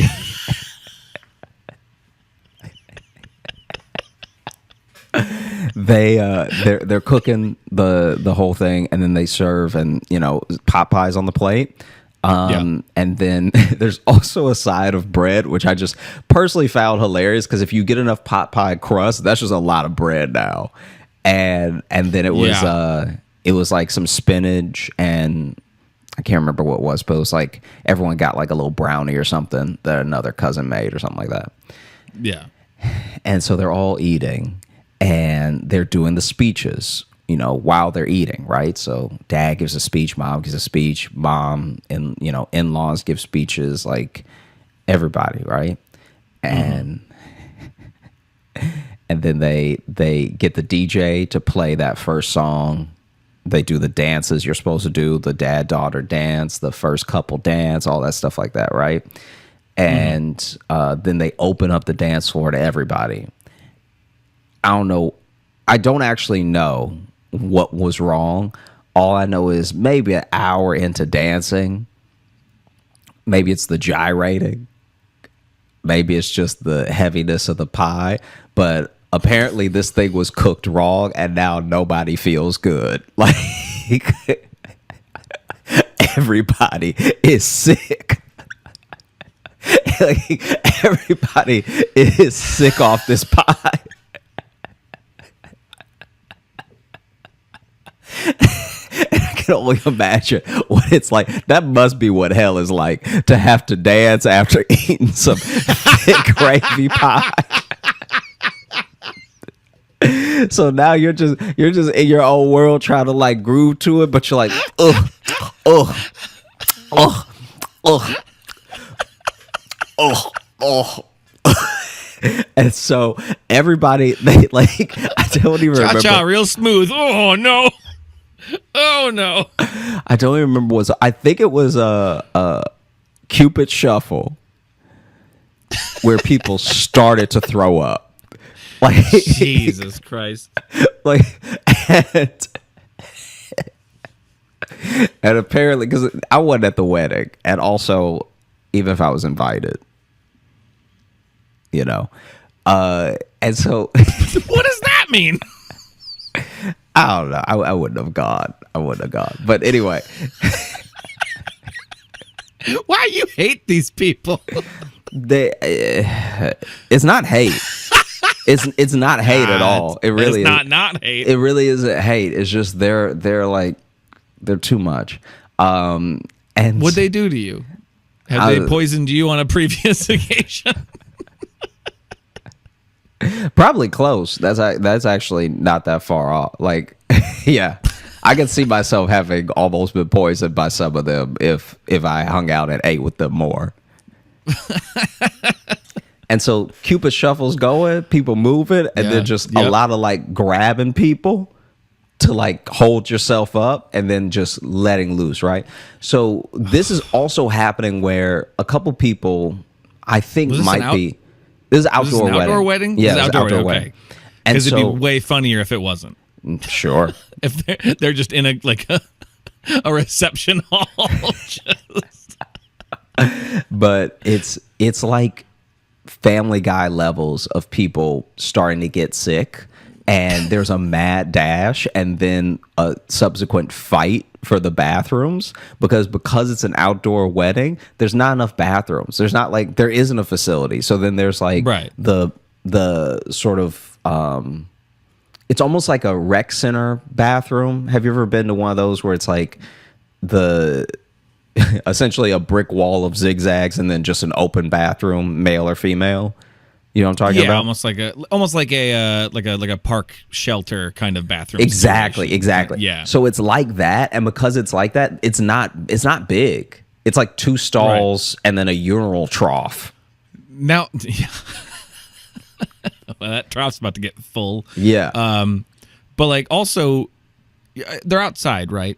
And they're vomiting. But if people are running to the bathrooms, means something else is happening. It means something else. They're not just vomiting. Yeah. If you need to race, because if you're outside, go throw up in a corner. Just let it go in the grass. Man, Yeah. You're already puking on the grass dance floor. Yeah.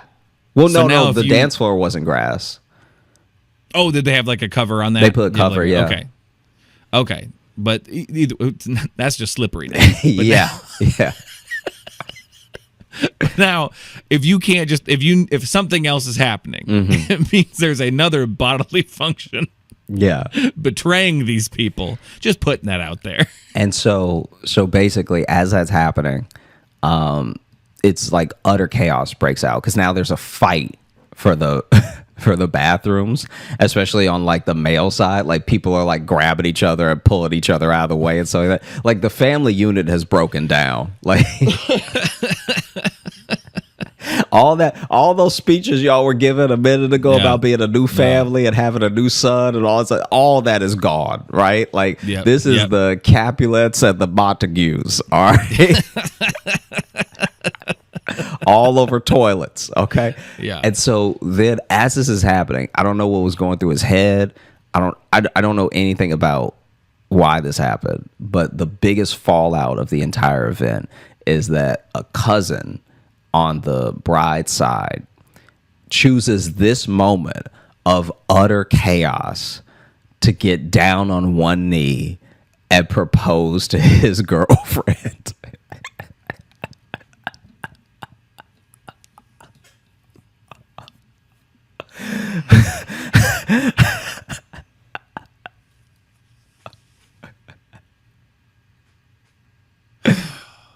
Because first off, proposing at a wedding sucks. Don't do it. Yeah, it's pretty wild. People are out there doing this shit. Don't do that. I'm not Don't even fucking do on that. the side of like bridezilla, whatever culture thing, but that is a genuine attack.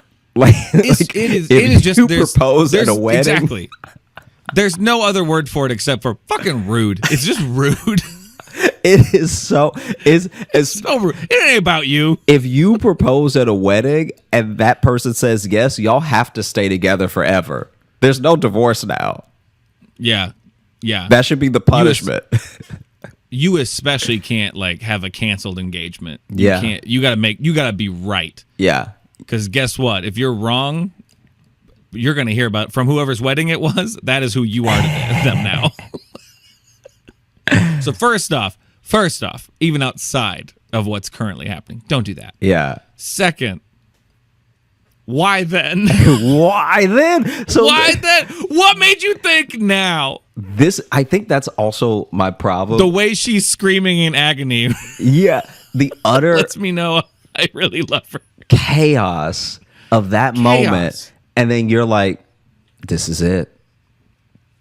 This is what we play for. I will say it is an immediately memorable engagement. Yeah. For them too. No one else will because they are dying internally. So There's a lot So of maybe- internal bleeding right now. So frankly, that may be actually, I'm going to amend what I said. That may be the only good time to propose at a wedding because no one knows you're doing it. Because they're turning inside out. So no one gives a shit that you're proposing right now. Because no one even cares a wedding's happening right now because they're dying. yeah. No, it's brutal. And then you got to go around and try to tell people like, hey, we got engaged too. And your uncle pulls his head out of the urinal trough. Good job. Because also, yeah, that's the other thing is that you have to factor in who's now sick from pot pie drunk. Yeah. Pot pie drunk. And I think that's also one of the craziest things about this wedding. Keith is a real pot pie drunk. I don't know what it means, but I like it. Like the thing that's also so hard to handle about this entire scenario is that it was like a summer wedding in Louisiana, which means it's hot and muggy, and you had pot pie. A stomach full of pot pie as you dance and get drunk on probably moonshine. I have no idea. Nothing I love more on a hot summer day than a fresh out the oven pot pie. I like to sit on the porch and just scald the inside of my mouth. Imagine on some homemade hot pot pie. Imagine burning your tongue on in 90-degree weather in a suit. Oh God! Like there's nothing conducive with a good time. In a suit. Yeah, no.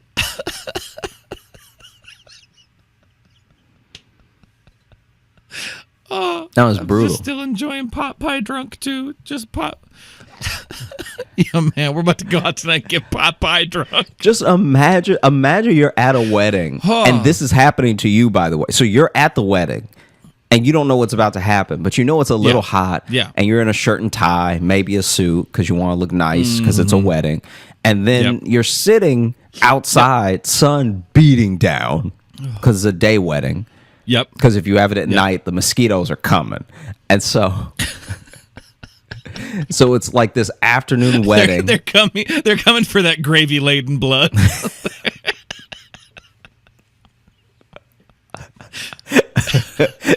Those mosquitoes gonna have high cholesterol when they get done with you.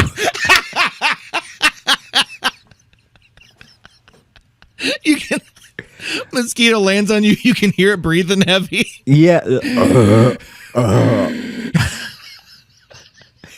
Imagine just a mosquito with diabetes now, like sitting there like, I got the sugars, something awful. You're gonna have to cut off one of my wings. Oh man, I have overdone it. Hey, a proposal.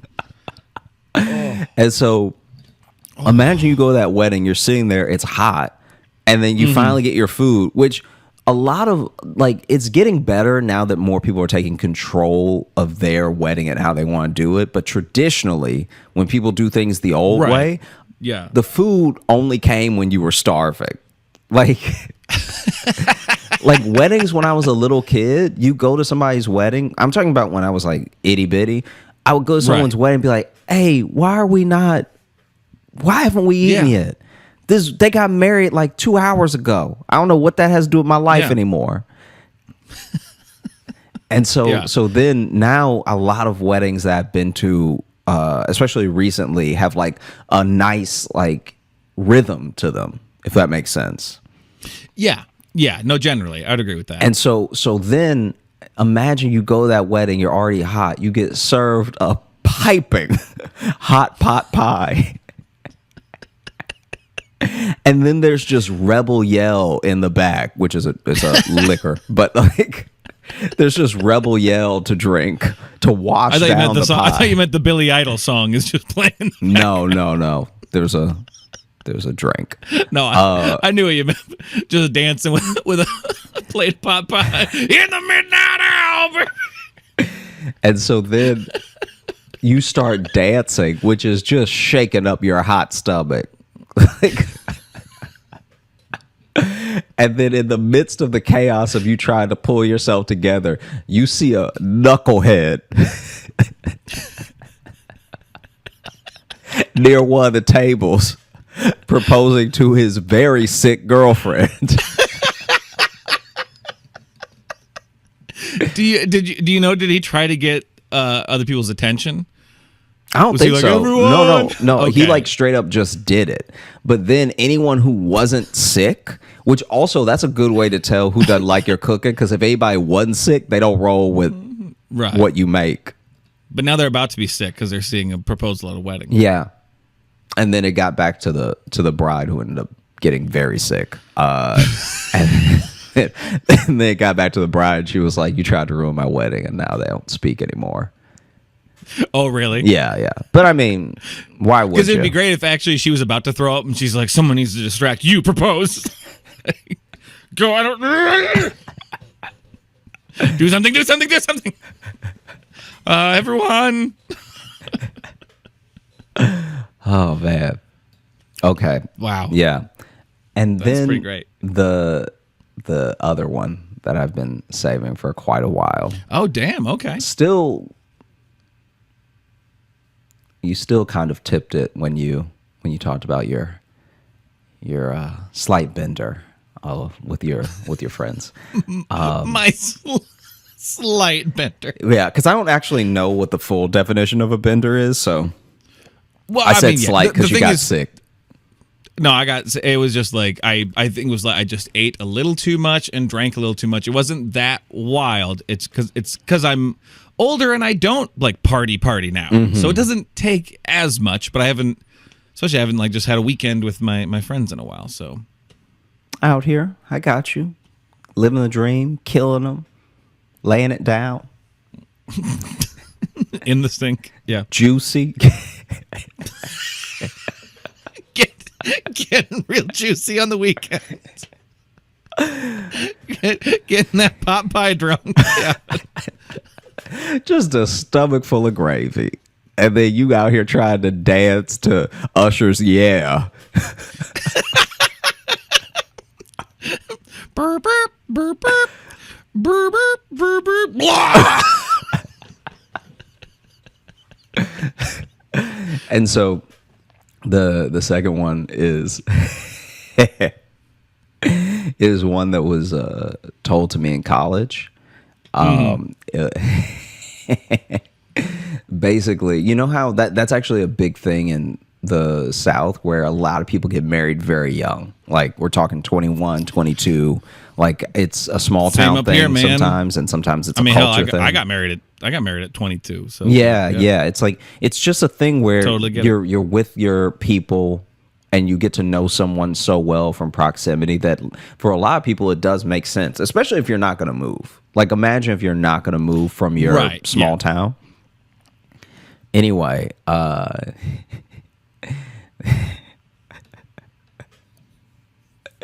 so I'm trying to figure out how best to frame this for you.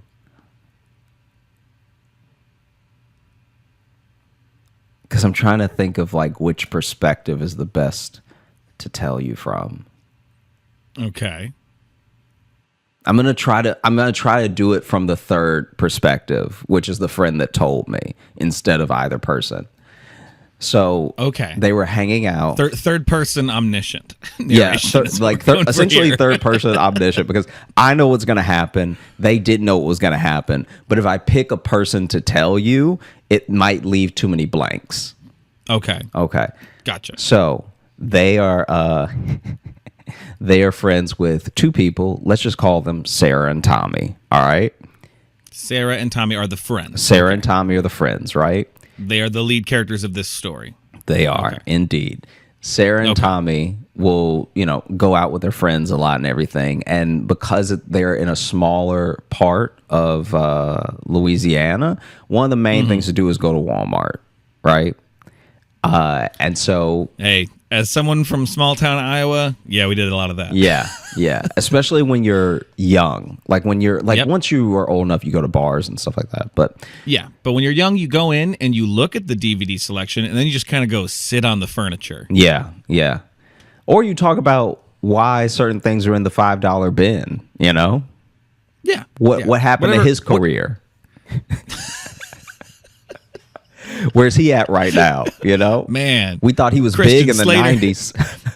Christian Slater ain't getting shit now. Oh, man. 3 of his movies on one disc. Yeah, they would do that, and that either meant you were an icon or you were like hardcore done. It was one or the other. Yeah. Either like these are 3 classic films by somebody, or someone please buy these John Travolta movies. Yeah, it would be like 3 Christopher Walken on a disc movies, and only one of them was one that was like a classic. The other 2 were just things he did early in his career. And some that he's in for like a scene. Yeah. Anyway, So they would go to Walmart, they would hang out. So they finally, get to be 21 and they go to bars and it's like so now they can buy drinks in Walmart. Yeah, right. really crack one and have it in the vacuum aisle. And so once they're 21, they really start to go for it. And Sarah and Tommy both like drink pretty heavily because that's also one of the things you do when there's nothing to do. And Tommy goes way further than Sarah, though. Like, he'll get much drunker, but then she, even in her state of drunkenness, is still able to take care of him. And so it's never so much a problem because he's not like an angry drunk or what. He just gets like very bad on his feet, right? Like, he's a faller, okay? He's a tipping risk, all right? And one day, while they're all out drinking and everything, Tommy's pretty far gone, and he slumps next to the table. And as he's slumping next to the table, everyone thinks he's falling out of sliding, falling out of his seat slowly. And he's not. He's like, someone even tries to pick him up, and he's like, no, I'm good. And he's slumped, like kind of still half in the chair, kind of leaning off the table, kind of on the ground a little bit. And he shifts over to where like one of his knees is actually on the ground and his butt is fully out of the seat. And he looks up at Sarah and he's like, will you marry me?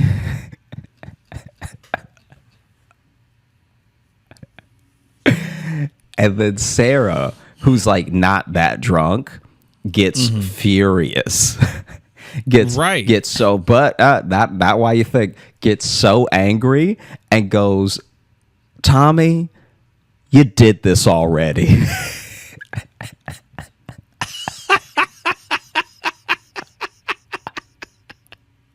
That night or a different time when they were alone. Tommy was a little bit drunk, what she thought was a little bit drunk. Maybe it was very drunk. Got down on one knee, proposed to her. She said yes. And they were so excited and like, they were like chilling and everything like that. And then the next day, she couldn't find the ring, right? Oh, so he even had a ring with him. No, he had a ring with him. He had a ring with him. Oh, okay. She couldn't find the ring, and she was too scared to tell because he literally just proposed like the night before, or whatever. So then she doesn't tell her friends, and she doesn't tell anybody because she can't find the ring. So she's freaking out, and then a couple days later, they go out with their friends. Basically, Tommy forgot he proposed. Stole the ring back because she left the ring she took off the ring that night and then like went to bed. So he sees it the next morning, grabs it thinking he must have left it out or something, has no recollection of proposing at all. So she didn't lose it. She didn't lose it at all. He took it back without remembering he proposed. And so then when he proposes again, she's furious because he's put her through this like maybe 2 days of freaking out thinking that she had lost the ring. And he's proposing to her again because he forgot the first time. And he's doing it drunker. Listen, I get that. I think kind of though, everyone's even in this one. I don't know. I feel like because she was terrified that she lost the ring, was the only one who seemed to have known they were engaged. He forgot. I don't know. I think that might be just a good blank slate. Just because now you're bringing it down. Now it's like now we got to do a third one. Yeah, now we got to do a third one completely sober. So now we're fighting. So drink up so we can forget this one. And then we'll do this again in a couple nights. 100%. Come on. Renewing vows? How about renewing your engagement every other day? That's how you keep the love alive. Yeah, because I don't know how long this, like, I just from the story, I was like, was it the next day or whatever? And they were like, oh, it seems short. But who knows how long she thought she lost it and just wasn't trying to not mention it and tried to, whatever. But also, look how much he wants to marry her, huh? Mm-hmm. That he forgot he proposed. Okay, that doesn't help the point. But I mean, he really wants to do it, so he did it a couple times, and it's and you can tell it's just what's coming out because he's drunk. You know what I mean? As long as he's not like saying a wrong name or anything. I think. Yeah. I don't know. It kind of feels like they were meant to be together. Kind of. Not saying they're perfect, but it seems like they're living on the same page. Oh man, this is what I'm getting. Hey, so we're actually going to wrap up this episode because Logan's camera died, and I don't know how to help him at all. I barely know how to work mine. I think that maybe I've lit myself right, but I may have been coming in very dark this whole video. If I haven't, it's because of some great post editing. But thank you so much for. Don't put that on me. No, I'm just saying. If no, I'm kidding. Thank you so much for tuning in. Thank you for watching. And we are excited to bring you these every week and to check out clips and other little parts that we're going to be putting out of episodes. And thank you for rolling with us. Happy 100, everybody. And we will be back with more. Yeah. Thanks for listening for 100 episodes. I'm still here. You keep looking at the camera, and I'll just talk for a while. Yeah. I'm your your inner thoughts. Yeah, I don't really like that. You've made it weird now. Yeah, that was my goal the whole time. Okay. Well, we will see you in a bit, and we love you very much.